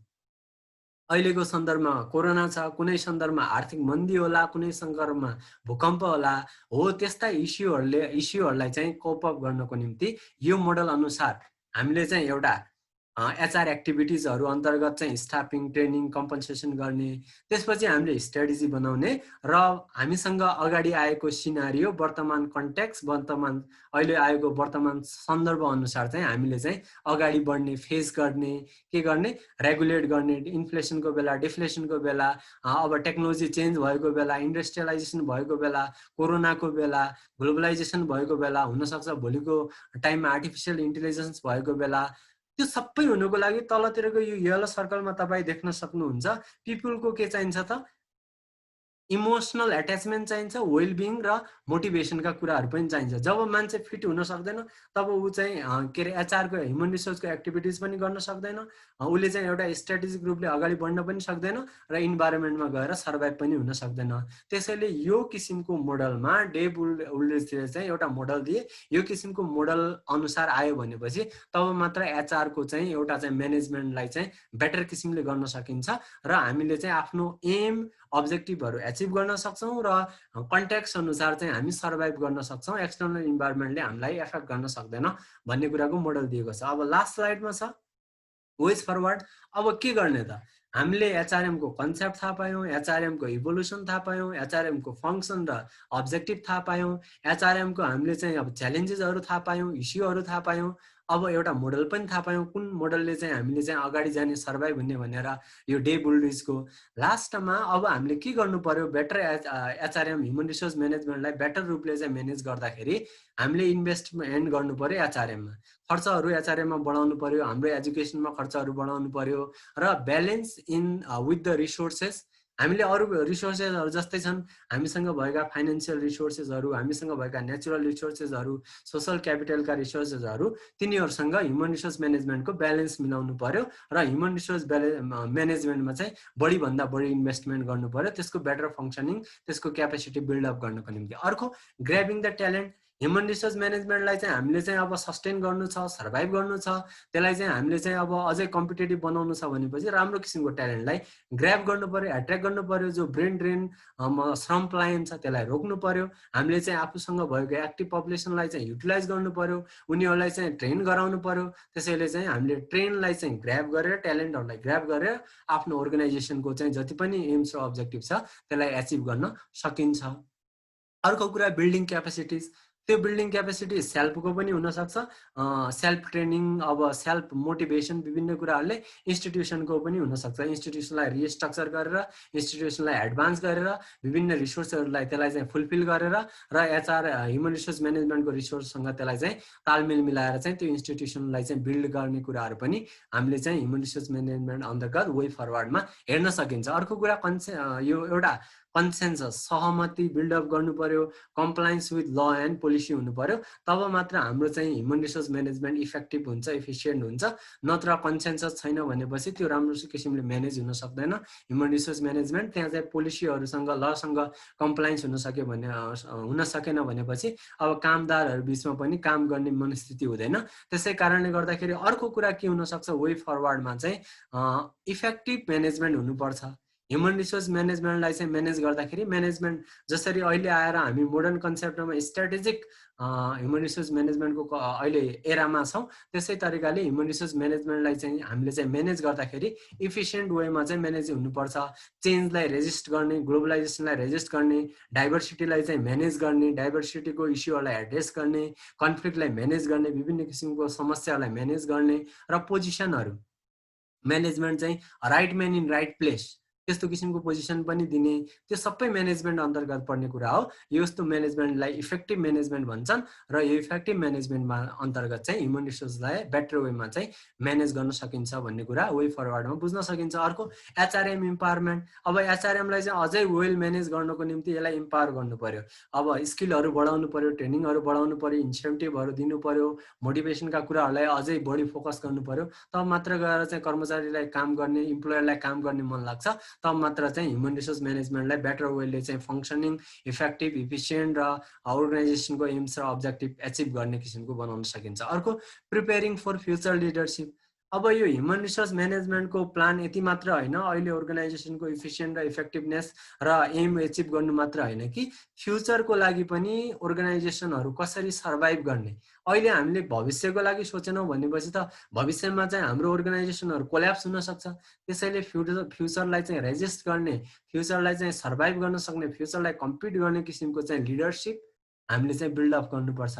त्यसको लागि प्री प्लानिङ हुनुपर्छ, प्लान हुनुपर्छ र त्यसको लागि चाहिँ के हुनुपर्छ, प्रोसेस पनि हुनुपर्छ।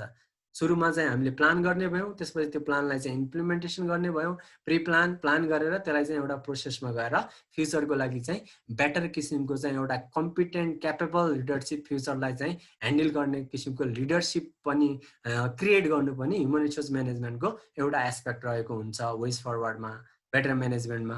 अर्को कुरा लास्टमा चाहिँ एवेरनेसलाई चाहिँ बिल्डअप गर्ने कुरा। आज अलि लेन्दी पनि भयो, सबैजनालाई थ्याङ्क यू छ, लेक्चर सुनिदिनु भयो, धन्यवाद। अब के कति कुराहरू तपाईँले बुझ्नुभयो, मैले यो सेयरलाई स्टप गरेँ। केही क्वेसन छ भनेपछि भन्न सक्नुहुन्छ।